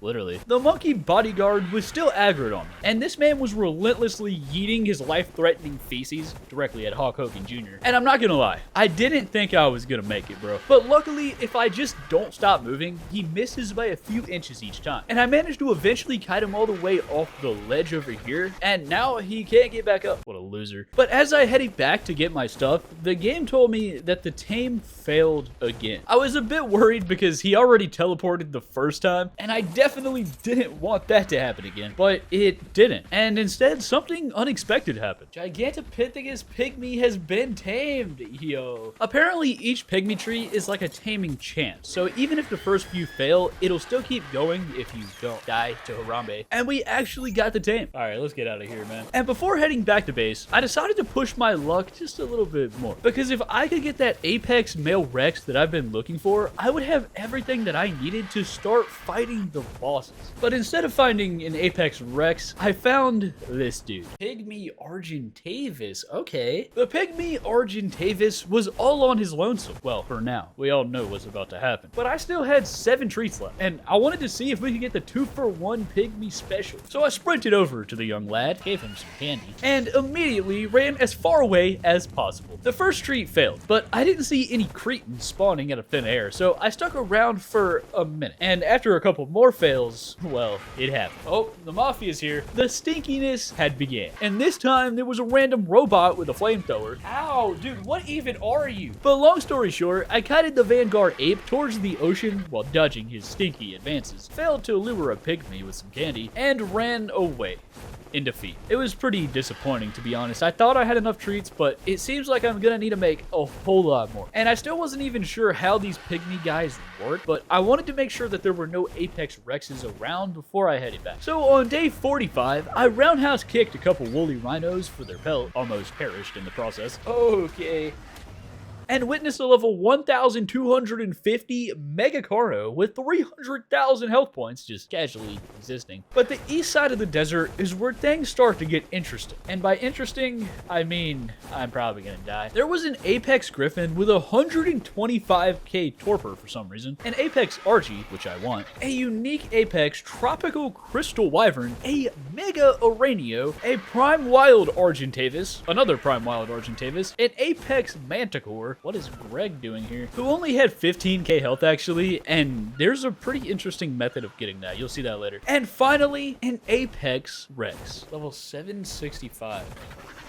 Oh wait, there's another. Level 1100 and a male. So I landed on the side here, equipped some toxins, and started chucking. The DOX poison grenades were OP, as always, but I kind of let one blow up inside my hand, and well, my bad, bro. But while Hulk Hogan got some beauty sleep, I just kept throwing 90-mile-per-hour fastballs at some Apex sociopaths until eventually, well, the level 1150 started running away. I wanted to follow the dude, but Hulk Hogan was still on anesthesia, so I had no choice but to just finish off the level 765. And by the time that Hulk Hogan became woke again, the level 1100 was already back down to basically 0 torpor. I didn't have enough grenades to do all that again. The 765 would be perfectly fine though, since I was breeding it with a higher level. So I spent the most stressful 15 minutes of my life forcing narcotics down this man's unconscious throat, while being absolutely paranoid about the giant apex predator that was staring at me from across the street. Hi there. All while this poor soul watched from the afterlife. But 15 minutes later, I named him... Oh, what is that? Apex Dragon? Okay, I decided to wait on the naming until after we were a bit safer. But after slicing up this Apex ant, turning him into a hat, and dodging various species of Prime Wild along the way, I returned to base. And my 2 Apex Rexes needed a name. So I decided to call the female one Riona the Rex, and the male Randy, the small arms dealer. And while Randy and his ex-wife began procreating, I used the pelt from those rhinos earlier to make them some saddles, which gave me a grand total of 6 armor. Wow, that'll do. I was gonna make a joke, but I don't even, that's literally gonna do nothing. I also realized that leveling the female Rex's health only gives like 100 health per level, which is pretty bad, but maybe after imprint it'll be a little bit better. But long story short, this was probably not gonna work outside of fighting like regular Apex creatures, which it will be great for that. But don't worry, because while I was mating the Rexes and the dodos for some more pygmy treats, I learned something. This miniature version of Harambe is basically a shoulder pet that gives you bonuses, right? And according to the official DOX guide, this like big spreadsheet thing here, this one increases the damage and reduces the damage taken. And by the way, I just started looking at this wiki like right now. It's gonna take a few business days to read through this whole thing, but there's like no possible way I can play this mod blind, so I'm gonna start using this for reference. But according to this evolution page, the treats can evolve the pygmy to make the effect stronger. In Apex Pygmy, that's basically what I thought anyway. But there was something I didn't know before. And look at this, bro. Put 25 DOX Prime meat into an Apex Pygmies inventory. There's a chance it will evolve into a Prime. So yeah, that explains how I'm gonna start getting better creatures, but it's definitely gonna be a grind because they take 25 per chance to evolve. So I made a few Pygmy treats using the DOX Prime meats that I already had, and now I need more. But first I have to evolve Harambe into Apex Harambe. So I placed a Pygmy treat into his inventory. That man started glowing purple, and then, drum roll please, it failed 4 times.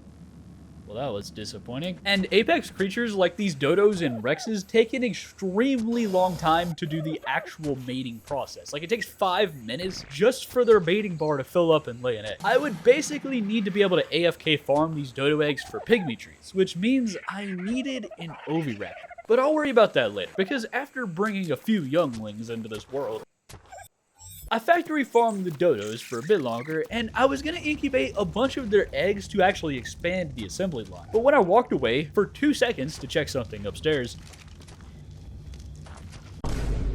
oh my, dodos hatch pretty fast, and at this point I was averaging 1 orphan adopted per second. But that also means they should grow up and fulfill their life purpose of working in my factory pretty fast as well. But the rexes, on the other hand, they were gonna take a bit longer. 59 minutes to imprint. But it was now day 47, and I spent the entire day just searching for Apex creatures to brutally decapitate because I needed more DOX Prime meat, and I also factory farmed an entire platoon of Apex dodo eggs, and I was repeating the process until eventually a shiny scorpion emerged, and he was right next to my base. I wasn't able to find him at the coordinates, unfortunately. I don't know where the dude was, but I did manage to find an Ovis, which gave me a bunch of mutton and enough pelt to make some more Rex saddles, which I really needed for that 6 armor. But back at base on day 48, I now had a few dodo eggs, and I also had a bit more of the different types of prime meat. So I cooked up some more pygmy treats, factory farmed some more dodo eggs, and fed a young Harambe. Maybe he likes the purple ones. It took a second, but after Harambe began to glow blue and then transformed into a,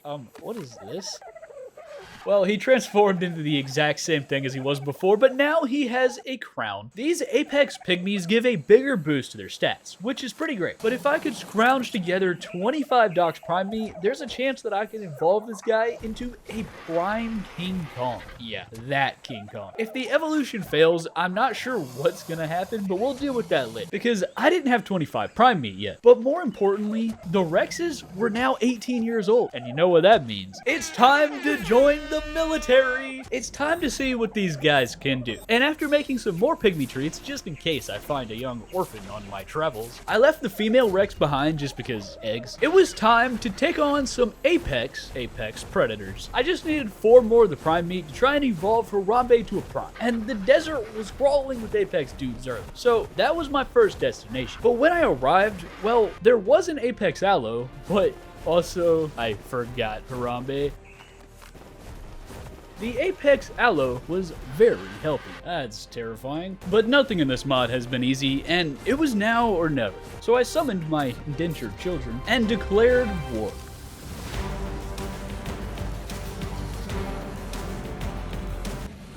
Well, that was fast. The fight only lasted about 3 seconds. And now my Rexes were already down to 3k health somehow. It's actually ridiculous, bro. How do I heal these guys? Leveling the health on the Rexes seemed kind of pointless since they are gonna die that fast. So I decided to level their health to about 12k, which took a lot of points, by the way. And I started pumping melee on these guys after that. But back in my humble abode, I still needed some more Apex kills for Prime Me. The Aloe dropped this drone summoner thing though, so I mean, I summoned it. And I don't really know what I would use this dude for, but I mean, he's pretty cool, I guess.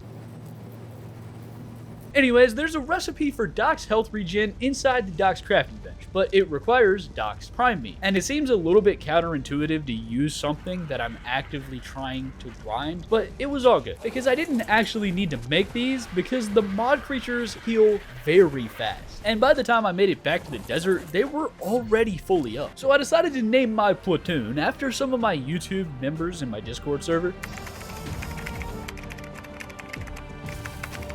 And it was now time for round 2.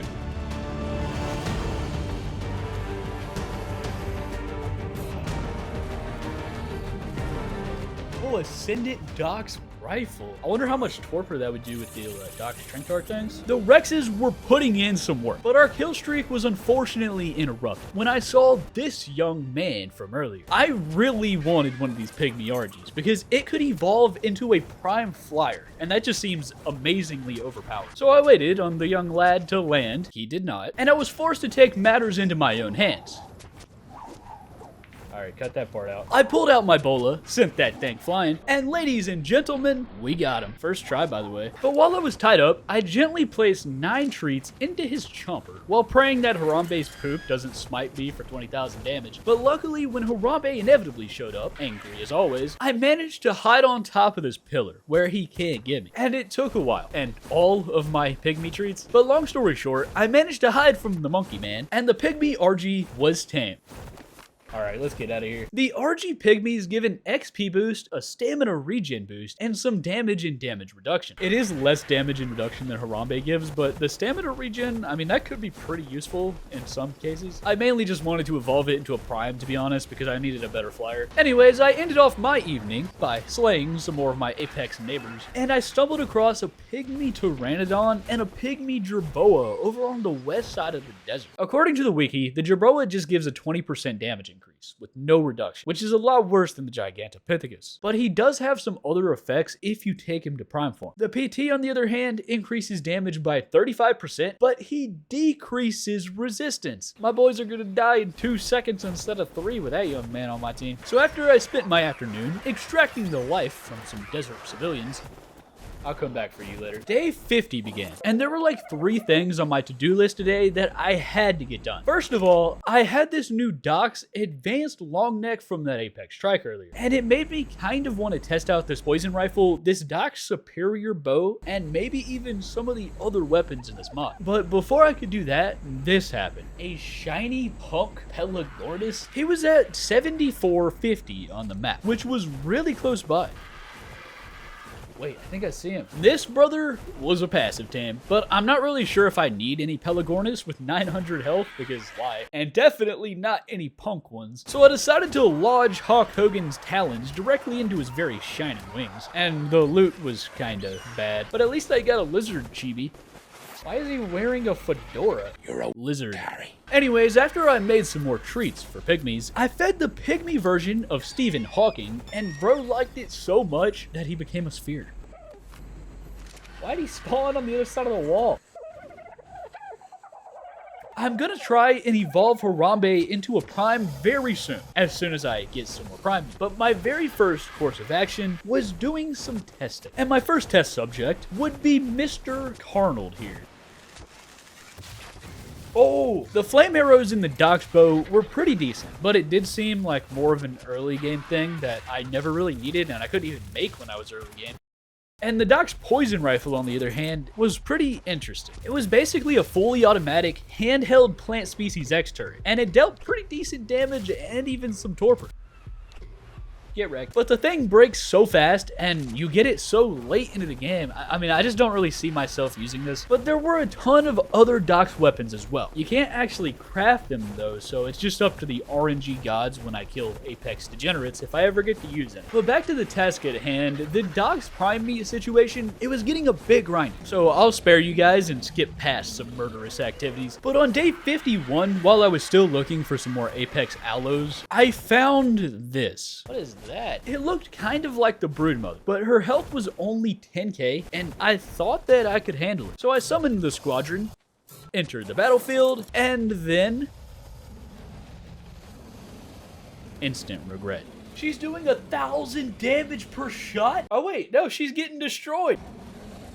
Oh, okay, we did it, boys. That was super close, and I feel like these fights are literally just DPS races with everybody getting 2-shot, but she dropped an Apex Broodmother Hardened Exoskeleton, which is kind of like armor since the saddles in this mod are absolutely useless. This Bloodstalker spawner, which I will try when we get back to base, some Ghillie Gauntlets, and some tier 2 saddles, which actually do have some pretty decent armor. I still needed prime meat though, and over by the desert oasis, I saw an Apex Pithecus. this. I thought this fight would be pretty easy, because the broodmother got wrecked by these guys. But as I approached, and 3 seconds later, a giant rock got yeeted at my kneecap for 7,000 damage. Oh, I'm so screwed. My Rex perished on the spot. And to make matters worse, a random Apex Dodo Rex just joined in. Bro, that is not fair. Luckily, we took them both down pretty quick, but I lost my best Rex in the process. F's in the chat for number 2. But on the bright side, or the camouflage side, I should say, I got some more ghillie armor, which is probably better than flak and hide, I think. And I also got this riot shield, which I think I might use for the first time ever. But anyways, I still needed prime meat, and I don't want this to be too repetitive for the video, so I'll make it quick. What you guys need to know is I committed some atrocities that day. Saw my life flash before my eyes. Is it too late to play a different mod? And I spent the entirety of day 52 committing several war crimes on any creature with the word Apex in its name.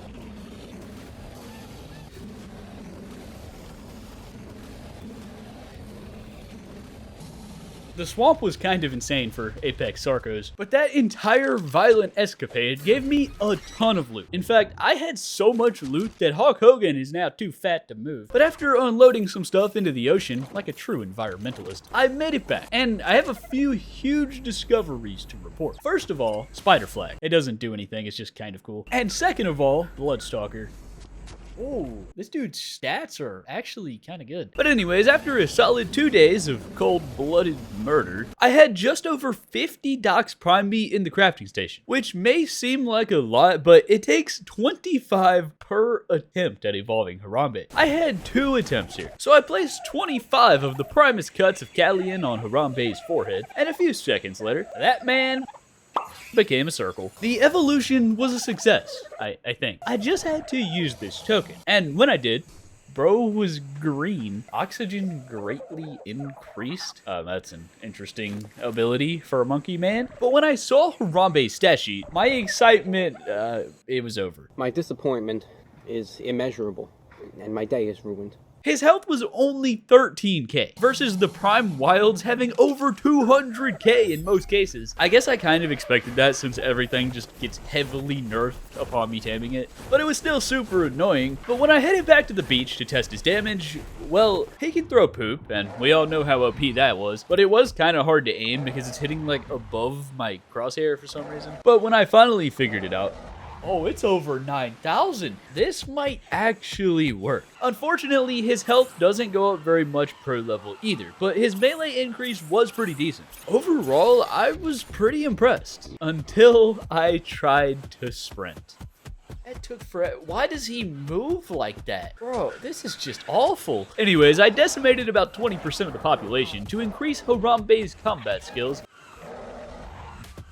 which got Harambe to about 20k health and 500 melee. Look how he jumps, bro. Why does he jump like that? Because there was a Prime Wild Doedicurus over on the beach, and if I can't fight one of the slowest and easiest primes in the game when I have my own prime, then I don't even know how I would beat them, to be honest. Harambe has a ranged attack, and I would just have to avoid getting hit because I'm gonna get one shot. It was now or never.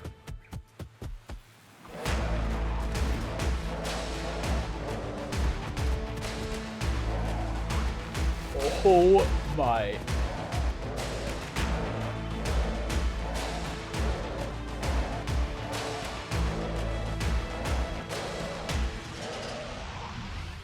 So that happened, and the loot was absolutely insane, by the way, including a 1000 durability flak helmet, a teeny tiny Titano chibi, some element shards, an Apex Dragon Scales armor thing, and these Mastercraft Dox Cloth enhanced pants with 4000 durability and a 50% decrease in how fast I get hungry. But Harambe also has this super slow movement speed when he's taking off. It's like a momentum buildup, and it almost got me killed multiple times during that fight. So for the 100 levels that I just got from that, I now had 30k health, 240 movement speed, and 650 melee. And now I can do this.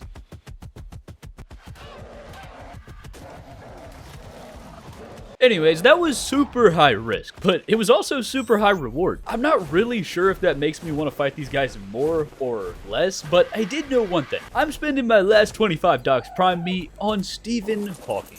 But first I did some organization around my base, and I made some better flak boots and flak gloves by using these BPs. I also noticed that I had this rainbow DOX pistol, so I wanted to test that out as well. But it was now time for Stephen Hawking to become a man, and I was pretty excited. Stephen's glow, that was green, was slightly above his body, but that didn't stop the fella from becoming a blue circle. But this time when I summoned the prime token, it says he's a male. This was kind of interesting because Harambe Prime says that his gender is not available. Bro is non-binary. But if the RGs have genders, that means that I can breed them. Unlimited Prime RGs would be kind of insane. Also, look at the size difference between him and Hulk Hogan. Anyways, he was basically just a normal RG, but on steroids like Ronnie Coleman. And his damage was pretty crazy. But when I pressed down on the right stick, this happened. Whoa, bro, he spawned a bunch of mini Stephen Hawking. The Argentavis minions were kind of insane, and that could be pretty good for attacking things at a range, because I had some really big plans for day 54, and I was heading towards the mountain part of the desert where I saw some eggs last time during that kill montage. Movement speed on this man is amazing, by the way. So after killing some things for levels, I took out this Apex Griffin who still hits way harder than he should, and I found an Apex Rock Drake egg. Ooh, this was the perfect opportunity to test out my army of many Stephen Hawkings.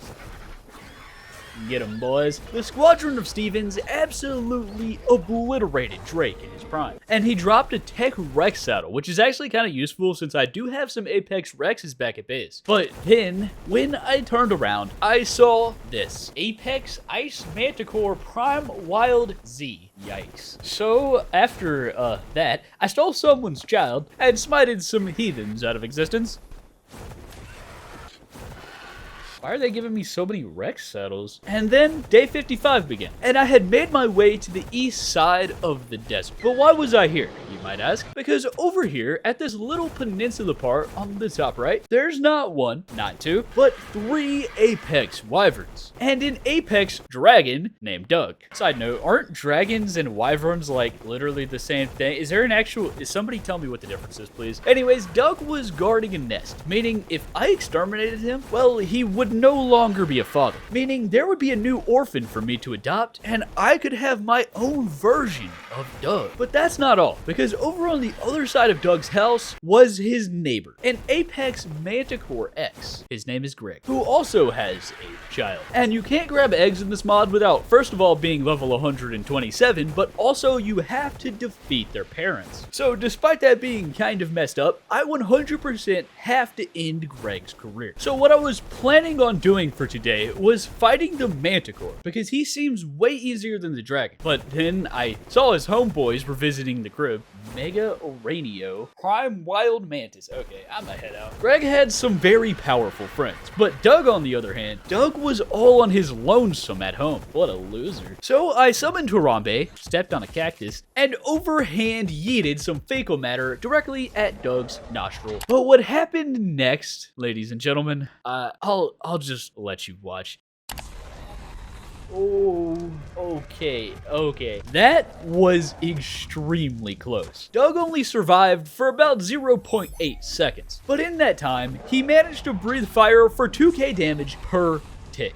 And Stephen Hawking almost just got incinerated almost instantaneously. Bro, this mod, this is insane. But luckily, Harambe is just as OP as Doug, and we managed to secure his firstborn child. But for some reason, I didn't get any loot from that. I was thinking maybe a bag dropped, but I didn't see anything, so I'm not really sure. And yeah, that kind of sucks. I was pretty disappointed, but the important thing was that we had the egg. And while I was here, I felt like I just couldn't leave without at least trying to get the Manticore. Those dudes are like way more maneuverable, and his health is lower than Doug, so it can't be that difficult. So I waited about 2 decades for him to land. He did not. But then when I visited his nest, like I got really close to it, the dude got angry and decided to finally come down. And the next sequence of unfortunate events, well, it happened in a flash. But the instant that I turned Harambe's feces into a projectile, Greg's life was over. But that one hit that he managed to land did like 50,000 torpor. Harambe was on the brink of getting a good good night's sleep. And if that man got one more hit in, well, I would be unconscious and unalive right now. And I managed to sneak up to the nest while the prime mantis was standing right there. And it was super sketchy, obviously, but I managed to grab the egg, which was 5 times my size, and I got out of there. Let's go, bro. The rest of day 55 wasn't too eventful, but it consisted of me farming some Apex stuff for prime meat, almost becoming a snow cone,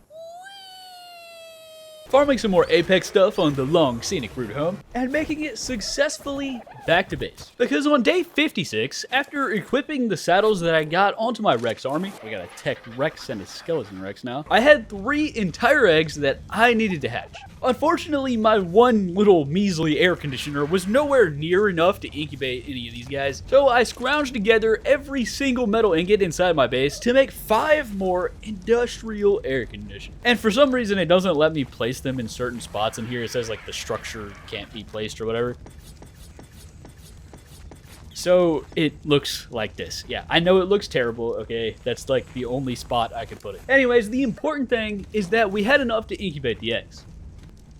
And a few minutes later, baby Doug, baby Greg, and baby Drake were all welcomed into the family. The baby rock drake was just eating normal meat like any other baby, and he's really not that great, to be honest. But the dragon and the manticore, well, they eat holy and doom prime meat. Luckily, I did have a few of those in my base, and their hunger isn't really dropping that fast, so it wasn't too bad. But they will take over an hour to raise, and hopefully the prime meat that I have will be enough. Anyways, while I was busy raising the children of my mortal enemies, I started scouting for some more pygmies, either to fully evolve or to just keep as shoulder pads, because I do probably need at least 1 or 2 of those. The enemies in this mod are just insane to not have that. But instead of a pygmy, I came back across the prime wild leech from earlier. And not only is that man low-key disgusting, but I remembered from the DOX guide spreadsheet that these guys are pretty easy to beat with ranged attacks, specifically with orgies. So I summoned Stephen Hawking, declared war, and grabbed some popcorn. The miniature Stephen Hawkings were doing some pretty insane damage, but they also died kind of fast because the leech has minions of his own. And I'm not able to just spam these guys as soon as they die either, because there seems to be a cooldown of about 30 seconds-ish, and the leech started healing pretty fast once I stopped attacking him. But luckily, the timing of the cooldown was just enough to where he wouldn't heal too much, and I could summon another army right whenever he started getting up. Long story short,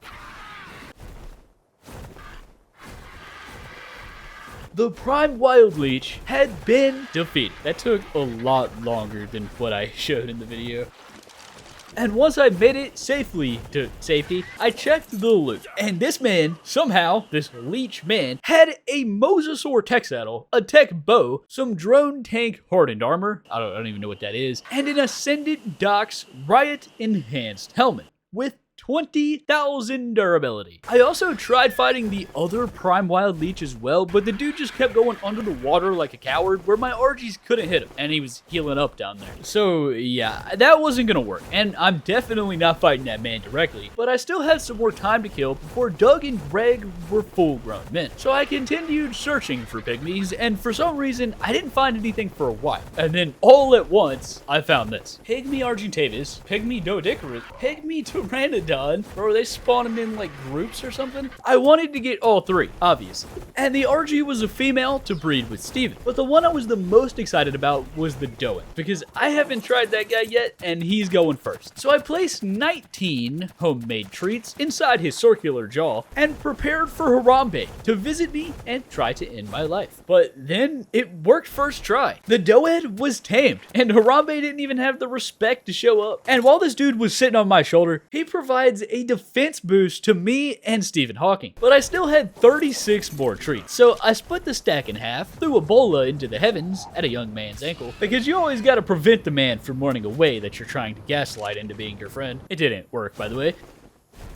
Bro, can you please just leave? And this time, I actually tried to execute Harambe with the RG Squadron, but he heals way too fast, and he just does way too much damage. So instead, I did it the old-fashioned way of spending 15 minutes kiting the dude away while the RG kept eating my treats without taming, of course, until eventually I led the dude off a cliff, he followed, like a buffoon, and got stuck down there. Meanwhile, the RG ate all 18 of my homemade candy, and he still wasn't tamed, so I put 18 more right beneath his tongue, and a few minutes later, we got him. That marks Pygmy 2 out of 3. But the last Pygmy fellow was a descendant of Terabyte, and I didn't really care too much about that, but hey, why not go for the Pygmy hat trick? So I made a bola, or 5, used it to forcefully feed him my homemade candy, which made Harambe show up again like he does every Tuesday. But after I attained the 5-star wanted level, kited a police officer off a cliff, and stared at a birdman while he ate some homemade candy, the tame was a success, with exactly 2 candy to spare. But I was super excited to evolve these guys, especially the Doa Dickers. So I spent about 30 minutes just farming Apex dinos for DOX Prime meat, which was way easier now that we have Stephen Hawking here. But halfway through day 59, I finally made it home. I was gone so long that I missed 95% of Greg and Doug's childhood. But that's okay, because we can bond on the battlefield. Anyways, I now had way too much stuff inside this DOX crafting station, but I did manage to get this Ascendant DOX shotgun, which I'm definitely gonna try out. I also had this primitive dragon armor from earlier, which is supposed to unlock this special attack on Doug. I didn't have one for Greg though. Wait, why can't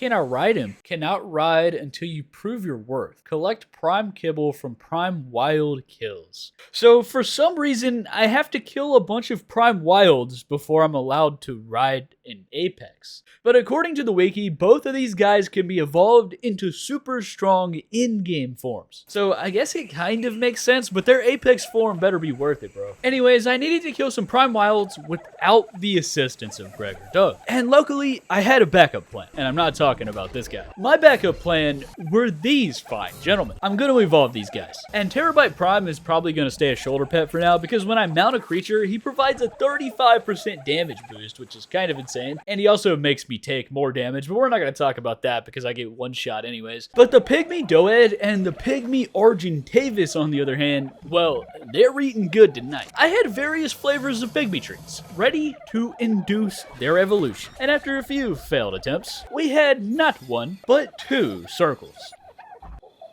And I had a ton of prime meat from the grind last night as well. Enough for yet another blue circle. And now I have 24 prime meat. Wow, I shouldn't have fed that one to Greg. I needed 1 more. And I also needed the prime kills for the prime kibble that's used to ride Greg and Doug. So on day 60, I headed back over to what I think is the easiest prime wild that I fought yet. And that would be the leech. That man was going for a morning swim in the swamp. So I shot him in the kidney with a rainbow bullet. And by the way, the rainbow ammo type gives them this effect that makes them not hit me as hard. But after he was outside the water, I started using the mini RG cheese. And I did this for like 30 minutes, just summoning some tiny Stephen Hawking's whistling attack, waiting for the cooldown, and repeating the process. But the dude was a super high level, and he was healing so fast that it was just taking forever. And after being in the fight for so long, I kind of started getting a little bit careless, and I started getting a little bit too close. I think you guys know where I'm going with this, because after that, well, this happened. Oh no! The prime RG named Stephen Hawking and my Pteranodon pygmy named Terabyte just got absolutely eviscerated by a leech. That was a huge reality check for even when I'm cheesing, I'm never safe. But it was day 61 now, and we were back on Hawk Hogan until I could get 1 more prime meat for the new RG pygmy to evolve. Still can't believe I just let that happen right before I was about to breed the RGs, man. But at the end of the day, it happened, and I had to move on because I still had Rick here, and he was gonna help me out. By the way, if you're wondering why I named him Rick, it's because he rolls. And this brother was very fast. He could basically roll without the annoying momentum buildup that Harambe and everything else in this mod had. And to make things even crazier, without a pygmy, he has a 40% passive defense buff. I will admit though, the damage wasn't that great. But there was this special item that I could find that unlocks a bigger attack on him, just like the Manticore. Anyways, after slaying playing an Apex Sarco, getting nothing of value, and then swatting some flies, which gave me 4 Doom Meat. Wait, why did that drop Doom Meat? You know what? I don't care. Thank you very much. The RG was ready to evolve. And that was the day that Hawkbert was born. But now, with Hawkbert, Rick, and Harambe Prime being my 3 Prime Dinos and all of my Pygmies being in the afterlife, I needed to figure out a new plan and which Primes I could try and fight. Because they're all super dangerous in different ways, but they also have a small chance to drop the kibble that I need for Greg and Doug, and I needed to fight them for progression. And in the wiki here, it says that Greg and Doug are really good, so I'm pretty excited about that. And I also saw in here that Rick can get the big tail smash attack if he has an advanced saddle, so I have to try and get one of those as well, but it is RNG. But at this point, anytime that I die, I'm getting set back basically hours of progress. So from now on, I'm going to be doing a little bit more research into the guide for what the Prime and the Mega different dinos have as abilities and how dangerous they are before I fight them. I'll explain everything as I learn it though, so don't worry, you'll hear about it. Because right now, it was time to cheese some bosses. Wow, that shotgun is not very good. And the very first thing that I saw when I started exploring by the waterfall was not actually a boss. It was a wild Giga X. Oh, he's tameable. He was a standard knockout tame, which is kind of surprising for this mod, to be honest. So I noted that, and maybe I'll come back later with a bunch of poison grenades or something, because according to the wiki, the Prime Compy is used to summon other primes, like the much stronger ones that I can't get from the pygmies. So I really wanted that, but there's also some of these that aren't too bad to fight either. And I had a couple in mind that I already saw from earlier. But while I was searching, this happened. What in tarnation? Bro, I just came over here and I think I'm in Florida. Anyways, I checked out the volcano lava area and I wasn't really finding very many Prime Wilds anywhere. But I did find like 4 Giga X's just chilling on the northeast deserted island. And with the middle of the map being absolutely terrifying and the edges of the map having basically no Prime Wilds, well, after 20 minutes or so, I eventually just made my way back to the desert. And that is where things started to get a bit interesting. Because ladies and gentlemen, the Prime Wild Raptor does not have any ranged attacks, but he does have like really strong melee. So it was time to summon the RG minions, and it was time to get that kibble for Doug. I really hope I don't mess this up.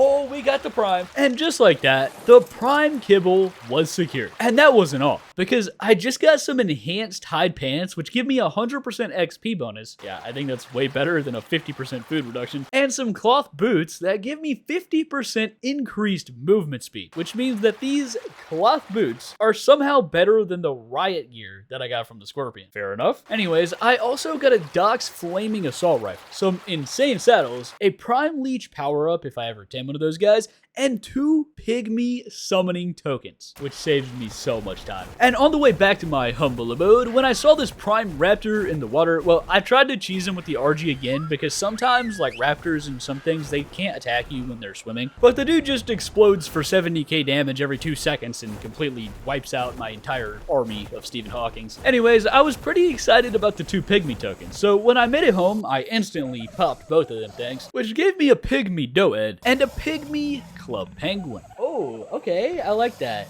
According to the wiki, this guy gives 40% defense increase, but his Prime version can summon a Yeti army and a powerful Frost Wind, which does heavy knockback. So, yeah, I think I gotta try that. And I also really want a shoulder pygmy, but since the Doed here is a female, I'm probably gonna breed them and evolve her as well. Anyways, after doing some base stuff and using this drone summoner to get one of those flamethrower dudes, I had a very important decision to make. Do I want to ride Greg or Doug? And I decided to go with Doug since since I had some Apex armor, which unlocks his special attack. At least that's what I thought. And after placing some kibble into his feeding tube, it was time to take flight. For some reason, Doug's leveling sound was like insanely loud. Bro, can you calm down? I quieted it down a little bit, but like it was insane. It was literally peaking my OBS recording. But now that I finally had Doug in the bag, it was time to put this man to the test. His regular bite was kind of mid, but his fire attack did damage per tick. So depending on the range, it actually might be pretty decent. And also that special ability thing that I thought he was gonna get, it only applies to the Manticore, so this is all we got. But then after I finished wreaking havoc on pedestrians, I saw this. Okay, why is that rendered in from all the way over here? What even is that? I kind of wanted to see what this thing was, but it would most certainly ruin my life by ending it. So I decided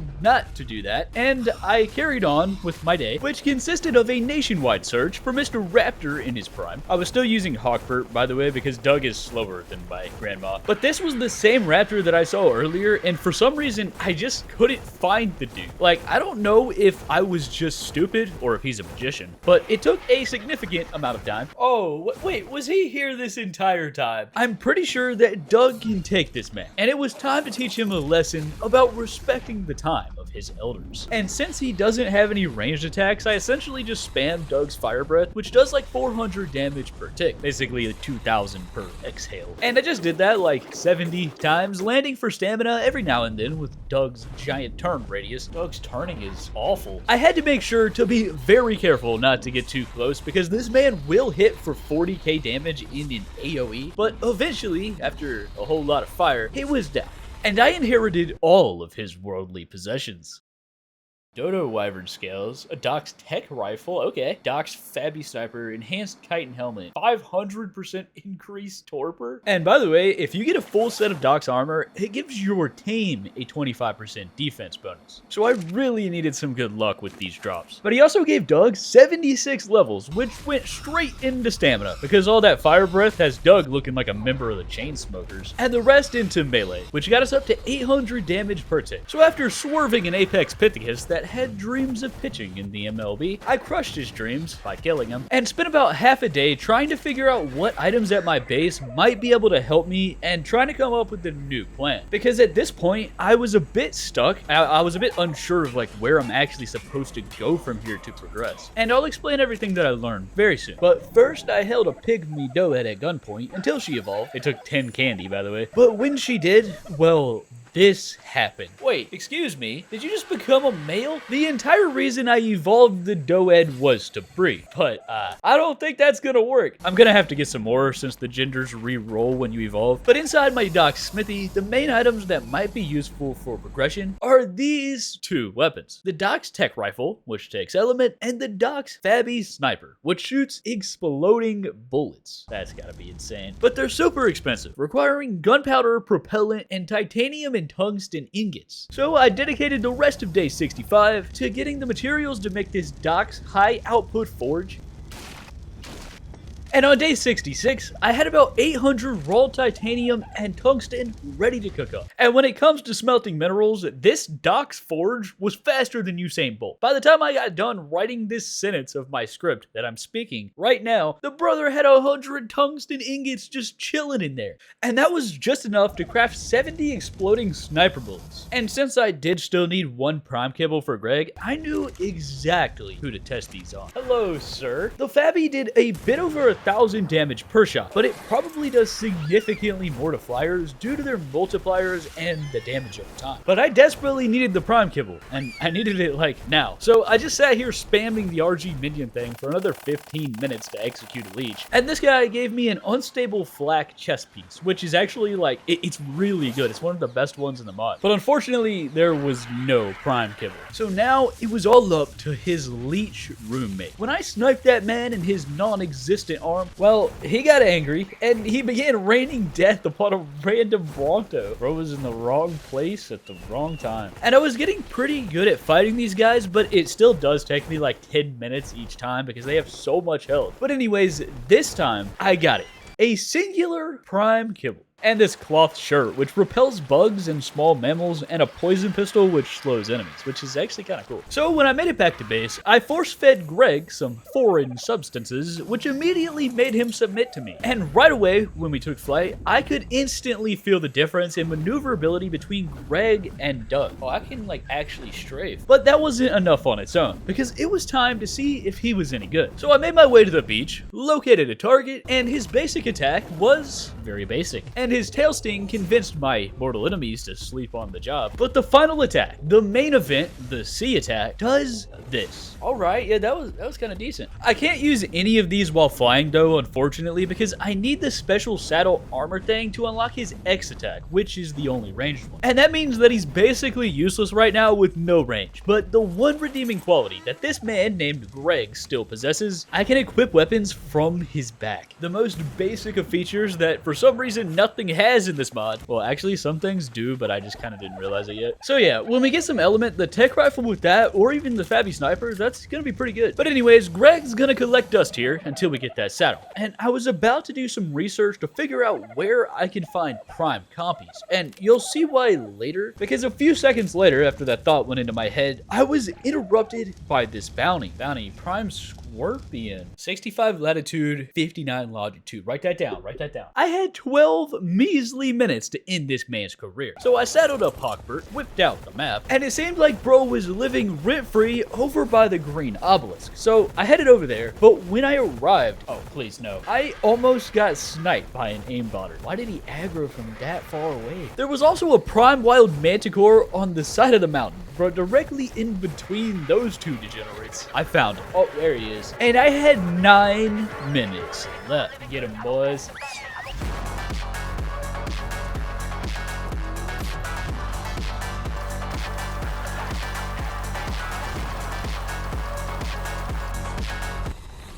And just like that, the bounty has been claimed, thanks to Doug here. And I think that with this flak chest piece on, I literally can't run out of stamina, so that's kind of insane. Anyways, the bounty itself gave me this corrupted crystal shard, an XP elixir, and some unstable kibble, which allegedly increases my tame's damage and speed and size by 25% for 15 minutes. Makes you fast and fat, that's interesting. But the Scorpion himself gave me some DOX chitin leggings and some other stuff that I already have. But for chitin, I had 2 out of 5, and I was that much closer to the full set. So after taking the long way home through the desert where I found another Gigantopithecus pygmy, he tamed second try by the way, I also found this Jerboa pygmy who summoned the Mafia, but I tamed him, as well as this Pteranodon pygmy who tried to run away by traveling across the ocean, but he couldn't escape my friendship either. And by the way, the pygmy Jerboa can evolve into a prime Jerboa, and he has a ton of uses. Like for example, he can corrupt your armor, which makes it better. He can make prime tokens for prime creatures, and the best part, we have gambling. But while I was still here in the desert, I decided to try and fight something that I saw earlier, the prime wild Daydon. This dude is pretty easy to take down, but he does spawn minions that heal him up pretty fast. Luckily, Doug can put a stop to all of that nonsense, and he took like 5 minutes, but the dude got roasted, and he dropped basically nothing of value. Good times. So on day 68, after doing some base stuff at my base, I gathered all of the young lads inside the incubation chamber, and I think Harambe Jr. here is probably going to be the best candidate for a shoulder pet with high damage and defense bonuses to my tames. I just had to ARK Survival Evolve him into an Apex pig. So I cooked up some candy, he digested it, I made some more candy, he inhaled it, and now I'm officially broke. Dude, Harambe, you're eating me into poverty. Okay, so I've been struggling for a while, and at this point, I figured that it was about time that I need to see what tames I should use to fight megas. So I was looking back at the wiki, and apparently the prime compies are used as a summoner thing. So if you have all the parts, you can like sacrifice them for different tame primes, which you can sacrifice all of them together to make a prime Mega Rex. And I also learned probably like 20 days ago that there's a small chance that any prime I tame can become a unique prime, which has 10 times the stats. I still had no luck with that though. But using that is the first step into not getting one-shotted. So with that in mind, here's the plan. First of all, I need to find a prime copy to tame and sacrifice to the DOX gods. And after that, I needed a breeding pair of primes so I can pump out prime babies until one of them rolls a unique boosted stats prime baby. And finally, hopefully, the unique primes with some buffs and gear can defeat a mega boss and start evolving my primes into a mega prime Rex. Wow, that's gonna be difficult. But if I could pull that off, I'll have defeated 5 out of 7 tiers of this mod. And the only things left at that point would be Uber and Titan. And both of those are designed for multiplayer, so it's unlikely I'll be able to take them down, but I'm gonna do my best. Anyways, that's enough yapping for today, because it was already day 68, and time waits for no Birdman. So I grabbed Harambe Jr., like 40 DOX poison grenades, and I was about to set out to find a Prime Wild Compy, but there was one problem. I haven't seen a single one of these Prime Compy dudes the entire playthrough. So I actually decided to install this mod called Creature Finder Deluxe. All of my mods are in the description, by the way. But basically, it doesn't spawn anything in, it just helps me find what's already on the map. And when I scroll through the list of thousands of ankle biters in this UI, at the very bottom are some Apex Compy primes. And I'm not sure what you guys think about this. I think it feels a little bit cheaty, but me searching the map for 45 minutes every time I need to find something requires no skill, and it just wastes time out of our 100 days that we're supposed to be using to beat the mod. So I think this is still the best way to go about it. Wait, that's him? Bro, he doesn't even look any different. Anyways, I've probably passed by this man like 8 times by now, but these guys are actually tameable. The only prime dinos in the entire game that are a knockout tame. And that's exactly what I planned on doing. I started off by trying to bully the man, but that didn't work. So instead, I decided to use his greatest weakness against him. Any surface 6 inches above the ground. His tiny kneecaps could not fathom climbing up a rock. And I took this opportunity to introduce him to my Sleepinator 5000. Just like everything else, he tried to run away when he was getting close to bedtime. But in the end, bad sleeping habits will always catch up to you. The tames did take a while, just like everything else in this mod, and I had to be attentive the entire time because the torpor was dropping low like Flowrider. But at the start of day 69, Ankle Assassin was tamed. And I wanted to tame one more, but this time I took Red because I can shoot the long neck off of his back. What I didn't account for, though, was that this man summons compies that somehow deal 2,000 damage. Whoa, whoa, whoa! Did I just get catfished? How is he doing 2k? But luckily, he was kind of stuck on a tree, and shooting off of Greg's back made things super easy. And this time, I brought the metabolism darts with me as well. I couldn't use them before in the regular long neck, but with a DOX long neck, basically, they do this. The man's stomach is rumbling. The tame only took like 15 seconds thanks to the metabolism dart, which is definitely gonna save me some time for the future prime compy tames. But now that I had 2 prime compies, well, I need to be able to kill megas to actually utilize the prime summoning that they can do. But they can also help me out with gear too. I just needed a full gear set first. Because basically, if you get a unique prime dino, you stack a full gear set, you get some pygmies, and you make a bunch of potions, you can reduce incoming damage by 95%. Wait, Mega Corrupted Compy? Megas are super strong, and corrupted megas are even worse. But since it was a compy, I mean, I made some assumptions. Okay, there's no way he could be that strong, right? And, well, I was right about that, but I was very wrong in a very different way. And you'll see why soon. Because over in the middle of the map, I saw an Ice Manticore Prime Wild Z. Okay, let's go to the right. And then I saw another one. So I went under Prime Wild RG. So I went around Wild Rex X. I am so scared right now. But I was determined. So I decided to take a detour, swooped around, and then, ladies and gentlemen, we got him. The first thing that I tried was sending in some mini Hawkbirds. But the corrupted gentleman did 100,000 damage without even breaking a sweat. And to make matters worse, he had backup. Oh, and there's a Prime Wild Yeti right there. I should have given up right then and there. But instead, I summoned Duck. And the compy is resistant to fire, and he takes less damage from fire than normal, so it's definitely not optimal. But since he doesn't have any ranged attacks, I figured we should be good. I was wrong, because the fight was going really well down inside the safety of this ravine. And even though the compy does have a fear debuff, it didn't seem to be affecting me too much since I was out of his range. And this was true for a solid 5 minutes. Like, I don't really know what changed, but eventually he feared me. Oh no, please no. This man, Doug, a giant dragon, by the way, just got jump scared by a compy. I got really lucky here though, because Doug was flying straight into a wall so he couldn't actually move, but if he went literally any other direction, I would have gotten one-shotted by one of the 7 different prime drinking sociopaths out there. And when the fair ended, it was time to leave. Yeah, I'm not risking that. So on day 70, after being absolutely terrified for my life in the center of the map, why are there so many flying primes over here? I discovered that you can actually use weapons on the back of the prime RG as well. Wait, bro, did I never try this? I just assumed you couldn't, I guess. So that was actually kind of nice. But in terms of everything else, well, things were not looking too great. And I was starting to feel like I was stuck and I didn't know what I needed to do to progress. There were so many things that could help, but I would need it all just to move the needle a little bit, including a full set of DOX armor to enhance, a breeding pair of boss fight primes to breed a bunch of times just to get one unique, probably these fellas by the way, and I can also re-roll ones I already have for a chance at uniques if I use more corruption crystals, but those are dropped by corrupted megas. Wait, what does this do? I just turned someone's head into element. But as I was saying, it's about to get super grindy. I basically just have to kill the same primes over and over again and evolve pygmies over and over and over again as well. And for me, this is gonna take several hours. But for you, well, just give me 2 minutes.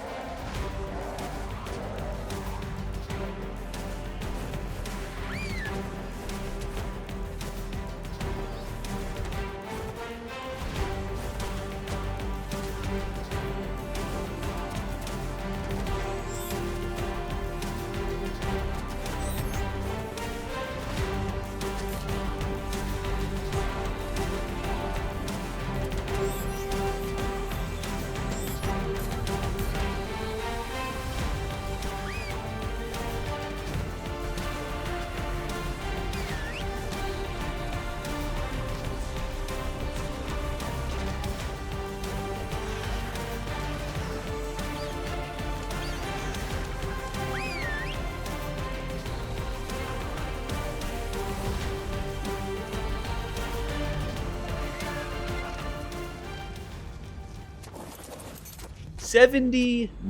That's how many days have passed and I still get one shot by almost everything. But that's all about to change because I think I've exterminated every prime compy, raptor, leech, Daedon, Dodic, and Scorpion on this planet. And for my main goal of getting a full gear set, well, just take a gander at this here smithy. I couldn't get a full set of flak because it is kinda rare, but I can make a full set of riot gear and a full set of hide gear, and I even have some blueprints for that one. And I was thinking about using hide because the set bonus gives my dinos health regen, but the riot gear gives player health regen and dino damage. They both give dino defense, by the way. So I decided to roleplay as the FBI and go full riot gear. But the armor set wasn't all, because I now had a metric ton of pygmies in my basement that are all itching to ARK Survival Evolved. I also have all of this stuff in my crafting station, with some standout items including dragon armor, an RG saddle, a Dodic saddle VP, this penguin power-up thing, manticore armor, a whole lot of DOX prime meat, potion materials, a chibi that can buff the prime horse if I ever tame one of those, some loot crates that will open together, and a few pygmy tokens to summon even more tiny people. And finally, I was saving the best for last, we have this, a prime phoenix.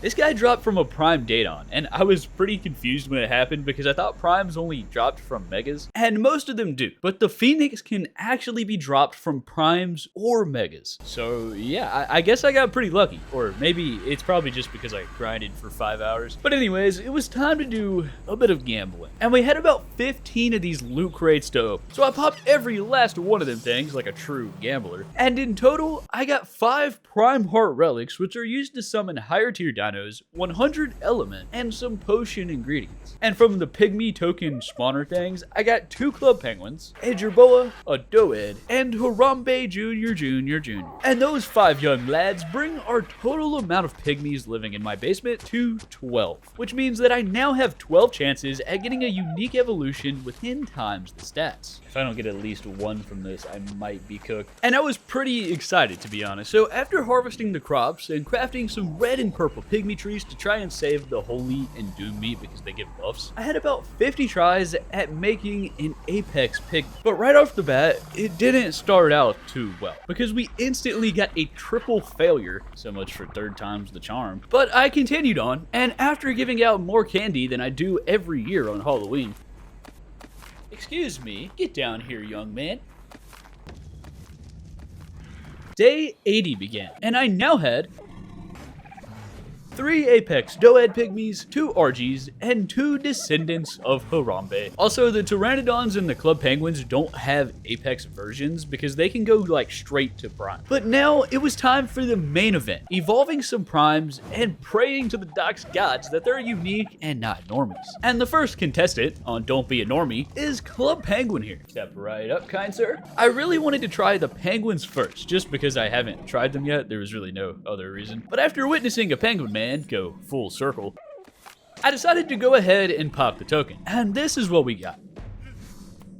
Oh, wait, we got one. Mr. Club Penguin came out as a unique prime. I won't be needing you anymore. I was super excited, but I don't even know if penguins are good, to be honest. His movement speed certainly is not, but we'll test him soon because we still had like 5 more tries, and with a 25% chance for the things that can't be ancients, which is most of them, we're mathematically expected to hit a unique 1 more time, maybe even 2 if we're lucky. So I fed 2 starving Doeds and an RG, all of which turned into soccer balls and rolled down a mountain, and it was now time for some more gambling. The RG came out as a normie. The first Doed was also a normie, but in green, and the other was yet another normie, but in orange. Male.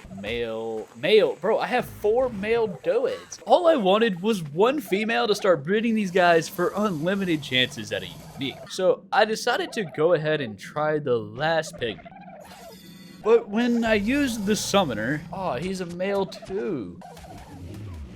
But then I noticed his name. Oh, wait, you're unique. I apologize for punching you in the face. And I still had enough meat left for 2 more evolution tries, but it was all holy and doom meat, which can be used to craft potions that buff my dinos' damage and their health regeneration. So I kind of didn't want to use that. But there was still 1 attempt left, and this one was the highest stakes yet.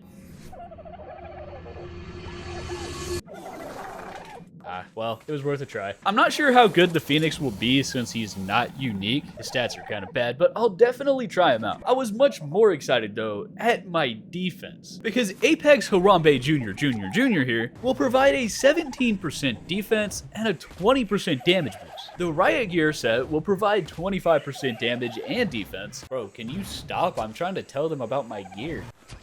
And over in the DOX crafting station, we have this penguin enhancement part with 120 armor and a blueprint for a Doed saddle which has 94 armor. Alright gentlemen, listen up. You're my last hope to kill a mega. So I need you to train harder than you've ever trained, dream bigger than you've ever dreamed, and fight with all your heart. Because you came in this world today, 5 minutes ago actually, and almost everything out there can change that real fast, including me. Because if you die, this video is probably gonna suck. So it's best that you not do that, or I'll execute you myself. So anyway, let's take down some megas, boys. 4,000 damage a hit unleveled was kind of insane. He's unleveled, by the way. And he gets a passive 40% damage reduction just for being a Doed. And his health actually goes up 1,000 per level as well. So we can really optimize this guy to just be an absolute tank. But Club Penguin, on the other flightless hand, was even better. First of all, he can smack dudes with his beak for like 3,000 damage, but he can also summon Yeti minions to bully his inferiors. And when I put down the controller for once and press X on my keyboard, he does this. Wait for it.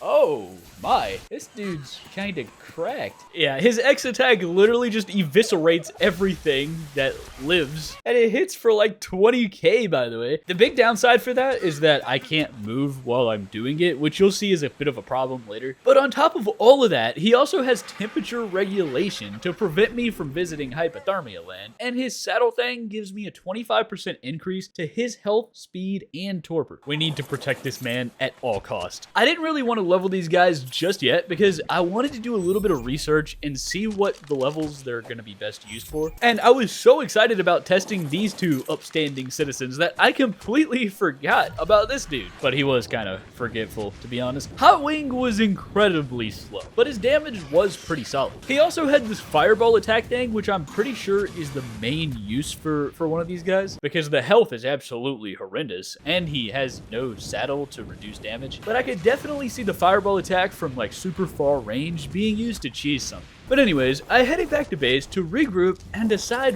where to go from here. I wanted to breed some more primes for uniques, but I realized that all 5 of my Dodix are male, and both of my RGs are also male. And the chances of getting 8 males in a row with like 50% each, I'm pretty sure that's like 0.3%. So I'm gonna assume that they made it where none of these guys will ever be female, so you just can't breed them. But I also learned that the Doad has an enhanced saddle, which can unlock his much stronger tail smash attack. And I haven't found a single one of those saddles so far, but I've been doing some pretty big research behind the scenes, and I'm planning kind of insane progression that might actually allow me to take down a Titan and fully complete this mod. I know that's a big claim, and it might not work, so don't get your hopes up, but I'll tell you more about it soon. Because right now, it was time to do some testing. I had these XP elixirs, some health regen potions, which I can also craft using Prime Kibble, and a bunch of DOX Holy and Doom meat, which I can cook for a 5% damage bonus and some passive healing. So I decided to force Mr. Club Penguin to chug this XP elixir to get his health up to 160,000, his movement speed up to 300, and his melee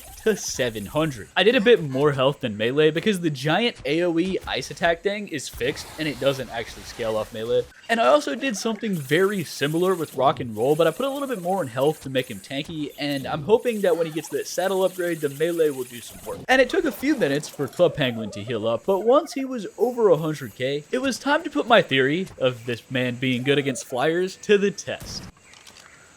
Mr. Prime Dimorphodon was doing like 3k damage per hit, and Mr. Club Penguin was doing 20k due to his blizzard. And this does prove that the damage reduction methods were working pretty well, because 3k is nowhere near what they were doing before. But the bite attack is kind of awful, and the cooldown for the blizzard took a bit longer than I would prefer. But once he did attack, that man got destroyed. Club Penguin definitely won't be enough to fight Omega, because they were doing over 100k per hit every time I've died by them, but it should be enough to grind something that can. Hello, Greg. From what I can tell, there's really only 2 options if I even want a chance at fighting a Titan, let alone a high tier Mega. A Prime Reaper, which would require me to kill a Mega Zombie Wyvern and a Mega Reaper to evolve it from a Ferox, or a Prime Mega Rex, which I can summon in my Prime Compy if I kill a ton of these low level Megas and high tier Primes, which is going to be super hard. Both of them kind of sound impossible, but I kind of wanted to try the Reaper first, because on day 32, I developed a personal vendetta against that man, but I learned on the interwebs that there's a strat to kill Mega Reapers with a Prime Manticore, and that's where Greg comes in. I can evolve Greg into a Fire Greg with some Apex stuff and a Prime Phoenix kill, and then I can evolve him to Prime Fire if I get all of this stuff. 1 King Kong head, 1 Dire Bear Prime head, Prime Lava Golem core, and a 50% chance to fail. Why is there a chance to fail, bro? And I'm not gonna lie, I have no idea if I'm gonna be able to pull this off, but I do have a plan. First of all, the forges are gonna be running 24/7 from now on to make me some gunpowder, because I'm gonna need a lot of it for Mr. Lava Gold. And while that's cooking up, literally,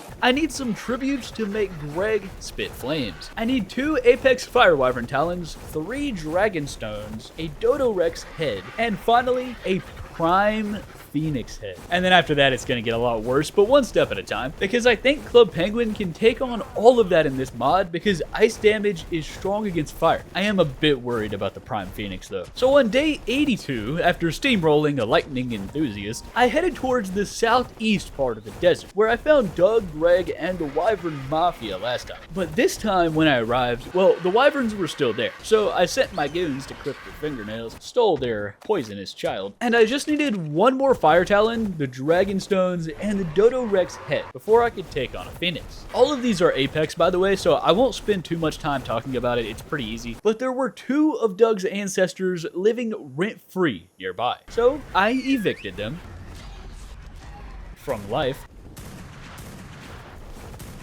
Get wrecked. And the second cousin of Doug dropped 2 Dragonstones, so I now had all 3 of those. And for the last Fire Talon, there was only 1 Apex Fire Wyvern left on the map right now. Why is he all the way over there? But a non-zero amount of time later, I'm not even gonna question what's going on down there, I chopped up Mr. Fire, but he didn't have any fingernails for some reason. So I decided to finish the Fire Talons later, because it was now time to take on my worst nightmare, the Prime Wild Phoenix. I'm really worried about this one. As I began traversing the landscape, I saw a pack of Dino Pithecus appear from the heavens, but when I arrived, well, he was flying in the middle of the map over the swamp near a bunch of other primes. Yeah, I'm gonna go find a different one. But the Phoenix over in the desert was much more accessible, and since he's weak to ice damage, Club Penguin's about to put in some work. The dude was just outside of my sniper range, so it took a second and I like wasted a bunch of ammo, but once I got his attention, it was time for fire versus ice.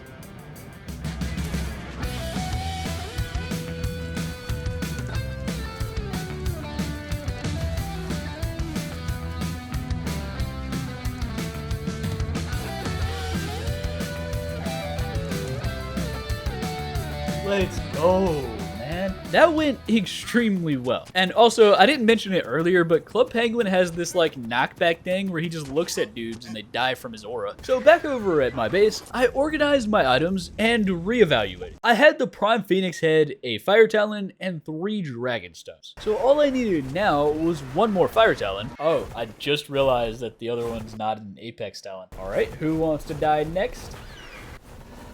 Wait, did that brother just lay an egg? Fair enough. And the last ingredient was an Apex Dodo Rex head. And I decided to defeat this man in the most disrespectful way possible. Get wrecked. It was day 84, and I had everything I needed to make Greg very hot. So I placed a bunch of random body parts inside of Greg's storage unit, mounted, and pressed X. Hold on, I have to remove the saddle. And I pressed X.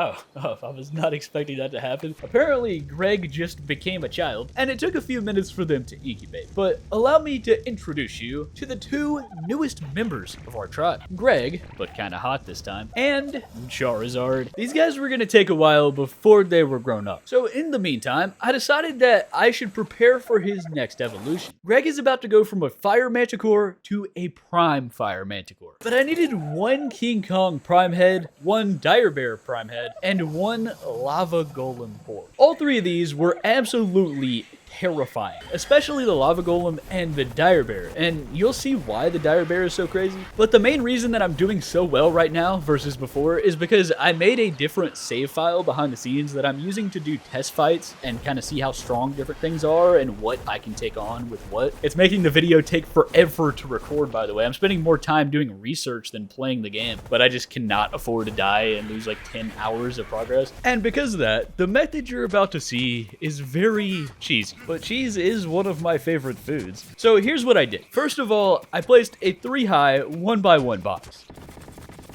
I then proceeded to shoot a monkey man in the liver, and once you're in here, all you gotta do is just spam the ice blizzard attack thing until the evil monkey man becomes a snow globe. You're a blizzard, Harry. And it's actually insane how effective this method is. And yes, I came up with this myself, alright? I got a patent pending. But there was one problem, and I wasn't even aware of it at the time. This Prime Wild King Kong had the extra fast health regeneration perk, meaning that in the 5 seconds between my ice blizzard attacks, he was healing at a lightning fast pace. So I sat here for over 10 minutes wondering why the dude wasn't in the Ape Afterlife yet, and at this point I was about to just give up and try something else, when this happened.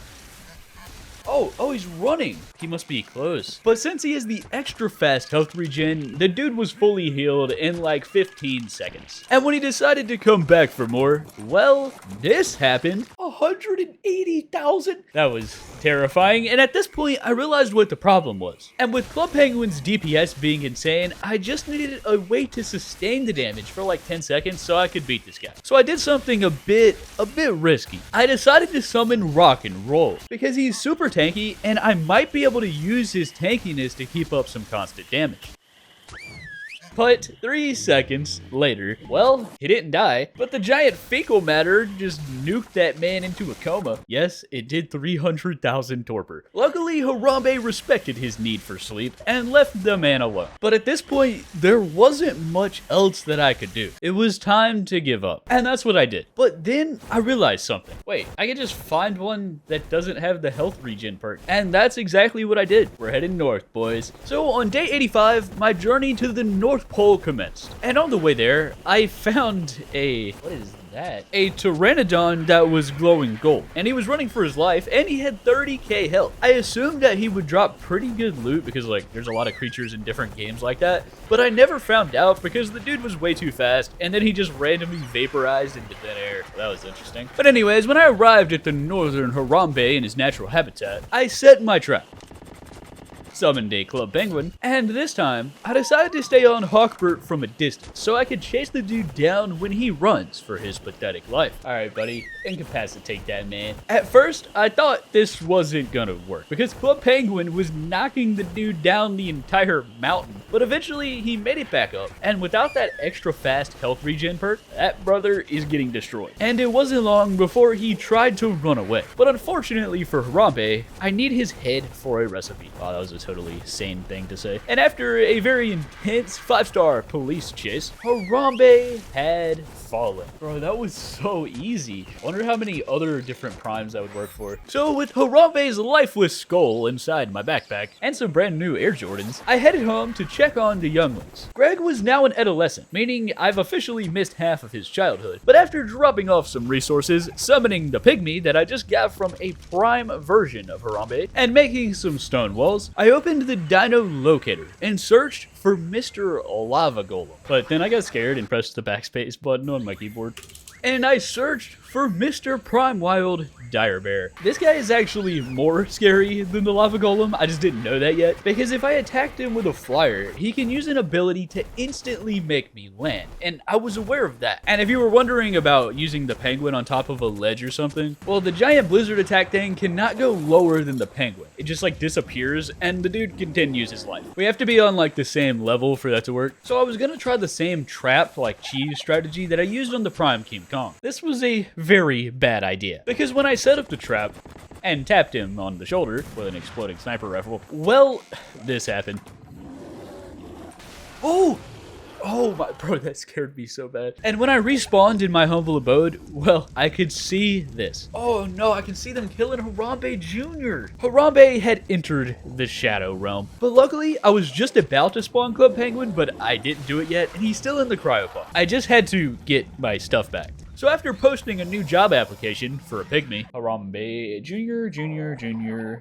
Don't worry about what happened to the other 4. You'll be alright, buddy. It was time to saddle up the backup RG and head to my death site. When I arrived, it looked like Mr. Dire Bear was distracted on some pedestrians. So I thought that I could easily grab my bag. I was wrong. Oh no, that was close. And by the way, that giant Vanguard Dire Bear is the minion that the Dire Bear spawns. And I thought that I was fully out of range. I was just gonna wait for the minion dude to despawn, but then he used the roar ability that makes me land. No.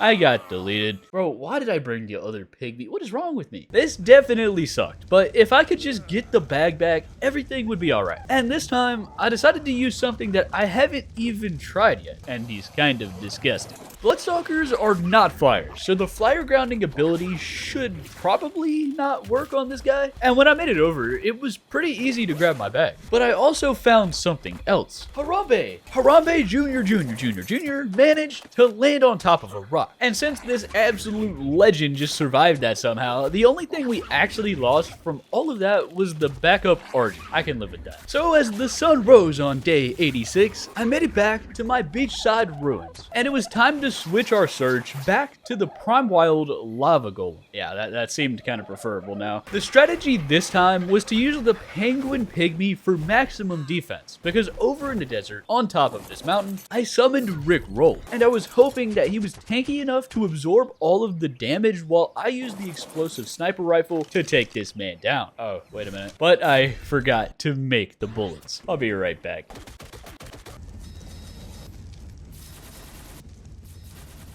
So as I was saying, before I spent 30 minutes crafting 171 bullets, this man is weak to explosives, and with every single resistance stacked in my favor. So I reloaded my game because it changes his perks every time, just so he wouldn't have the extra health and the super fast regen thing. Hey man, if they're gonna be unfair, then I'm gonna be unfair too. Alright, bro's got super speed though. So I pulled out the long neck and took the riskiest shot of my career. Oh, that man's angry. I've practiced this fight on another save a few times, but it wasn't in this exact spot and I had more ammo. But basically, if I can avoid his giant rocks, which one-shot me by the way, then I should be fine. He does have these fireball things that spawn mid-air though, and they basically always hit you. There's just no way I can get out of that. But that's why we have rock and roll here, stacked with the penguin pygmy and some health potions, which are the only reason I'm still breathing right now. And everything was going very well, at least for the first half, because the DOX explosive sniper was putting in some serious work, but the durability was draining fast, and the dude wasn't gonna stay still for long. And when he started running for his mother, my heart dropped, because this dude is faster than Usain Bolt. And with him not against that rock, he can throw these big boulder things from all the way over there, and one hit from that will deal over 200,000 damage. But as long as I avoided the giant boulders, we should be okay. And that's exactly what I did, because a few minutes later, the lava golem became one with the earth, as nature intended. Dude, that was so stressful.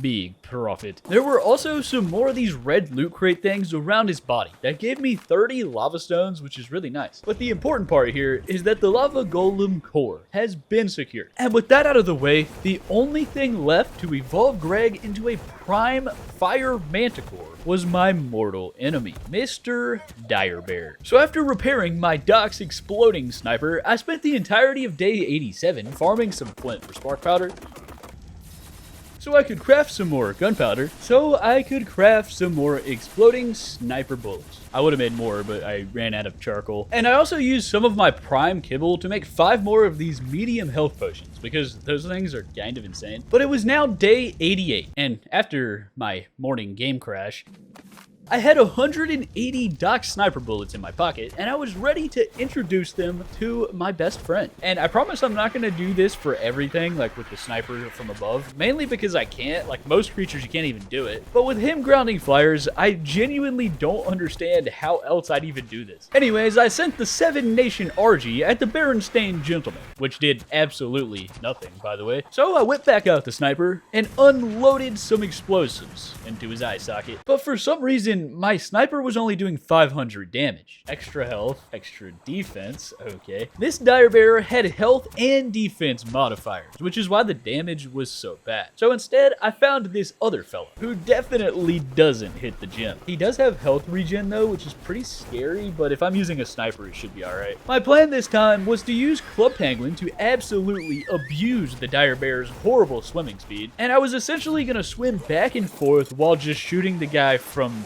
Club Penguin's back. It wasn't the best plan, but it was a plan. So I made my way to the edge of the water, and I pressed X for the blizzard attack, you know, to do some damage and draw in some aggro. And as soon as I saw those icy boys raining from the heavens, I ran. But what happened next? Well, I didn't even see it because I was busy running. But the dude simply perished. Wait, did somebody just die? No way. The Direbear was down. I guess he got like hit by 4 of the different blizzard shards somehow. Maybe he was sprinting, I don't know. Anyways, I got a crystal shard from that loot crate. And more importantly, I stole that man's head. On the way back to base, I kind of felt like a kid driving home from the midnight release of his favorite video game, because inside my DOX smithy, I had a King Kong head, a Direbear head, and a lava golem core. All of which I cheesed, except for the Direbear. I just straight nuked that man. But these were the 3 ingredients for Greg's prime evolution. Ladies and gentlemen, it's time to press X on my keyboard.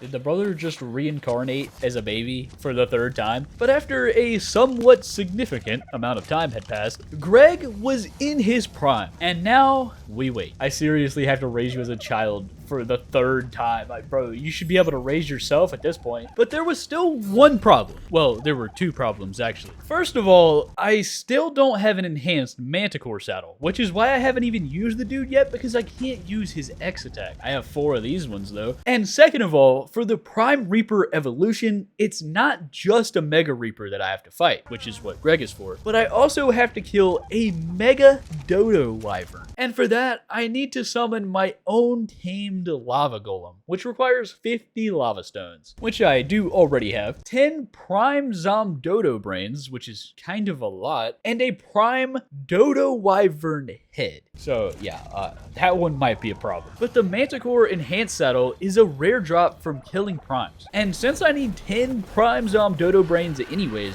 I figured we might as well just knock out 2 birds with 1 stone. Because these guys hit hard. Like harder than most of the other Prime Wilds type of hard for some reason. But they have one glaring weakness. They don't have any ranged attacks. So I tried to use the 7 Nation RG, but with the dude's ridiculous damage, they die almost instantaneously. I also tried to use the sniper, but he doesn't take that much damage from that either, and yes, I could just use 200 shots, I guess. But first of all, I need to kill 10 of these guys, and I'm not making that many bullets. And second of all, he spawns these Dimorphodon minions, which in groups will drain your stamina and deal like 3,000 damage per hit. Okay, this is insane. This was clearly not gonna work because Hawkbur is not a unique, he's just a regular prime with 15k health. And this dude hits way too hard for melee. So I regrouped at base and I came up with a better plan because Greg here is on his way to becoming a man for the 3rd time. And with his enhanced saddle, he should be able to absolutely obliterate some zombie dodos. So I was thinking that what I need to do is just grind a bunch of Prime Wilds until I finally get that man saddle. I've seen a bunch of other people playing this mod in the last couple days because I've been doing a lot of research, and every single one of these dudes, they got it so much earlier than me, bro. Like, I even did an 8-day prime killing montage and I still don't have this thing. Time was definitely running out though, and if I don't get this saddle soon, things were not looking good. It was now or never.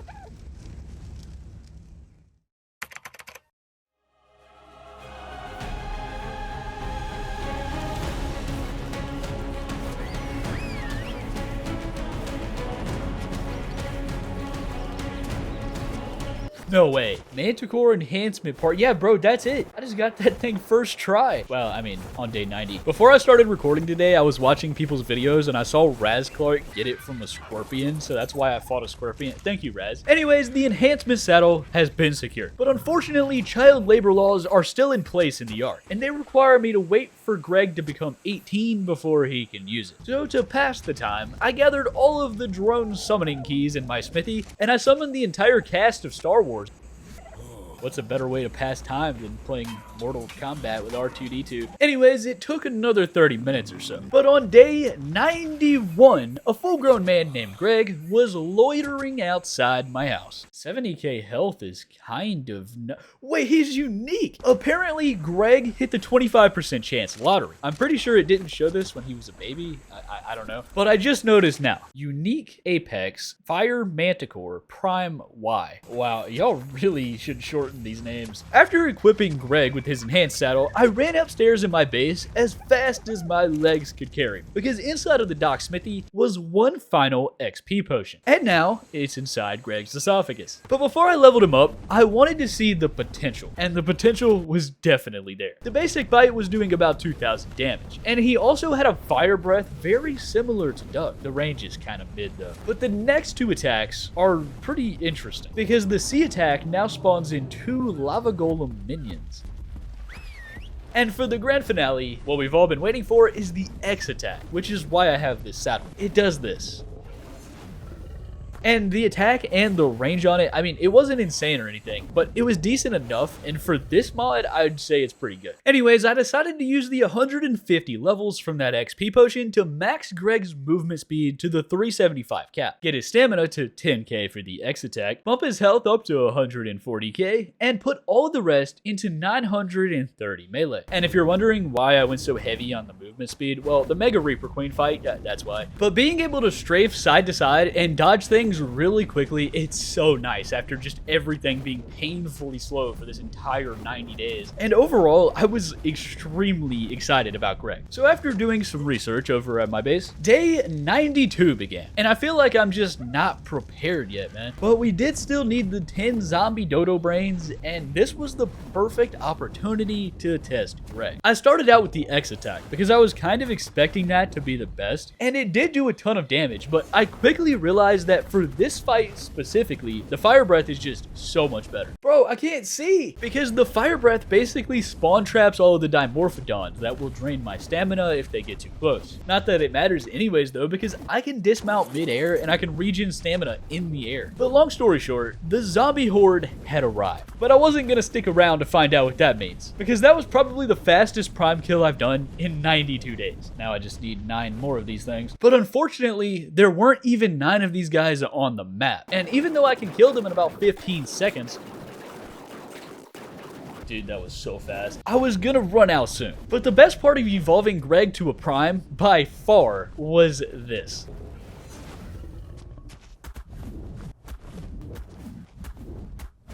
I think I just set the world record for most alligators atomically nuked in 10 seconds. I still have no idea why they're spawning like that, but anyways, the prime Zomdodos were slowly running out. And so was the frame rate of my PC. Why are there so many penguins? Dude, I'm getting 10 FPS. It's so bad, I have to take them out. Oh, rip all of the pygmies, my bad, bro. If anybody that's watching this right now knows why my spawns are doing that, please let me know, because I have no idea. But when I got back to the task at hand, I was slowly finding more and more Zomdodos, but they were few and far between.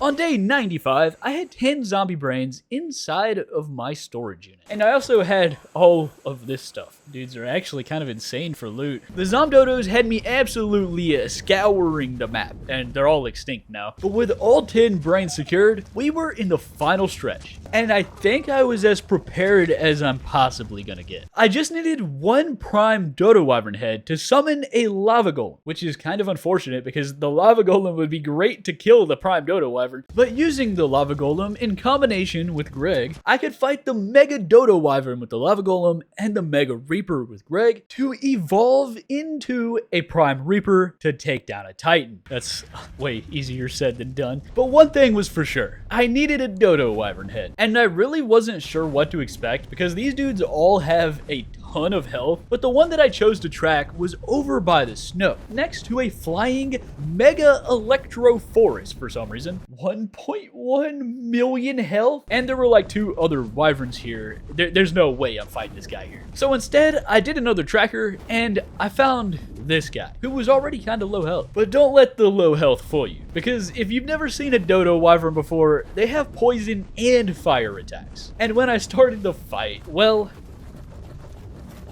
instant regret. No, please. Greg was getting fried. Literally. Because for some reason, a fire manticore is not immune to fire. I assumed he would be, but luckily I managed to do just enough DPS for the dude to run away like the coward he is. Yeah, you better run. It's crazy that I said that while my health bar looks like Flat Stanley, but that clearly wasn't gonna work, even if I used all 4 healing potions at the same time. And I'm not gonna lie, this mod is kind of crushing my soul. But the pain didn't end there, because when I made it home, there was a Mega Reaper visiting the North Pole. I wasn't exactly prepared for that yet, but Megas don't stay on the map for very long because they all kind of rotate out, meaning this might be the last chance that I get before day 100 to get a Mega Reaper head, and I had to take it, even if it means the end of Greg. No offense, buddy. But I couldn't go just yet because I needed every buff in this mod to even stand the slimmest chance at taking this man down. So I spent the rest of day 96 putting myself into generational poverty by crafting 10 of the super expensive health potions. Oh, there goes all the prime kibble. And swapping out the riot gear for chitin now that I have a full set. And by the way, if you're wondering what this does, well, first of all, I am red, and it doesn't give me as much of a damage boost as the riot gear, but I do get increased stamina, increased torpor, and the main stat that I'm going for here, 10% movement speed for Greg. I also made this DOX grill to host a family barbecue, which consisted of cooking some focal, doom, and holy meat, because they give another 10% 3% move speed, 5% defense, and 5% damage, respectively. And I also switched Harambe Jr. for this no-named Argentavis pygmy because I wanted the extra fast stamina regen during that Reaper fight. And I had one singular unstable kibble, which gives me a 25% damage bonus and even more movement speed. I had two of those, but one of them spoiled. But anyways, as you can see with your eyeballs, I was heading towards the North Pole, the home of both of my mortal enemies. And on day 97, I made my arrival. The Mega Reaper Queen was indeed a resident of the North Pole, but she was also right next to 90% of the Sarco population. Of course, she'd be here where it's gonna make me lag. So I decided to land over here on this mountain, right next to this rock that must have drank Red Bull. Bro has wings. But this fight is extremely difficult because one of this man's attacks does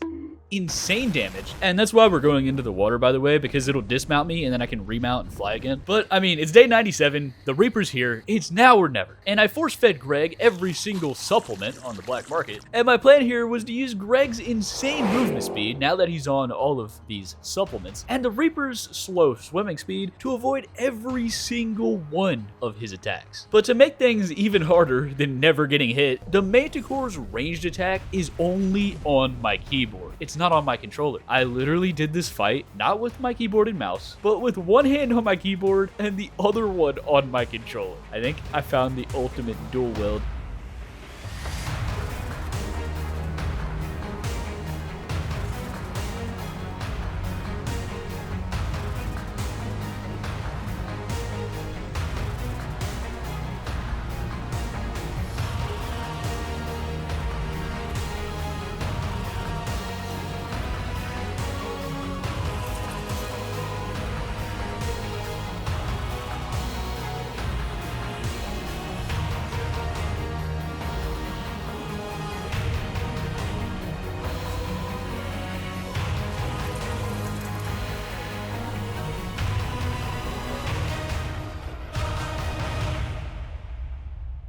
Not every story has a happy ending. And just like that, Greg was no longer in his prime. And I think I only survived for like 2 minutes. Is that good? I did drop his health to about 300k though, and I think I could have beat that if I practiced it a few more times. Maybe binding the X key to my paddle or something. But either way, this mod is insane. And even though I was making really good progress at the end there, I just didn't get there early enough and I didn't have enough time. But if you gave me 200 days, I think I could probably do it. And I never mentioned it before, but this mod is intended for multiplayer, which I could see being a lot easier if you have like different people running tank and DPS different roles, but I digress. DOX has taken another victim, and that victim is me. But if you enjoyed the video and you enjoy my suffering, please leave a like and let me know in the comments if you like these mods better or if you like vanilla challenges better. Also, the next video is something that I've never done before on ARK, and you should probably subscribe so you can watch it. Don't forget to check out Ping Players using the link in the description below, and if you want to see me play 100% of Grounded 2 in 100 days, click right here.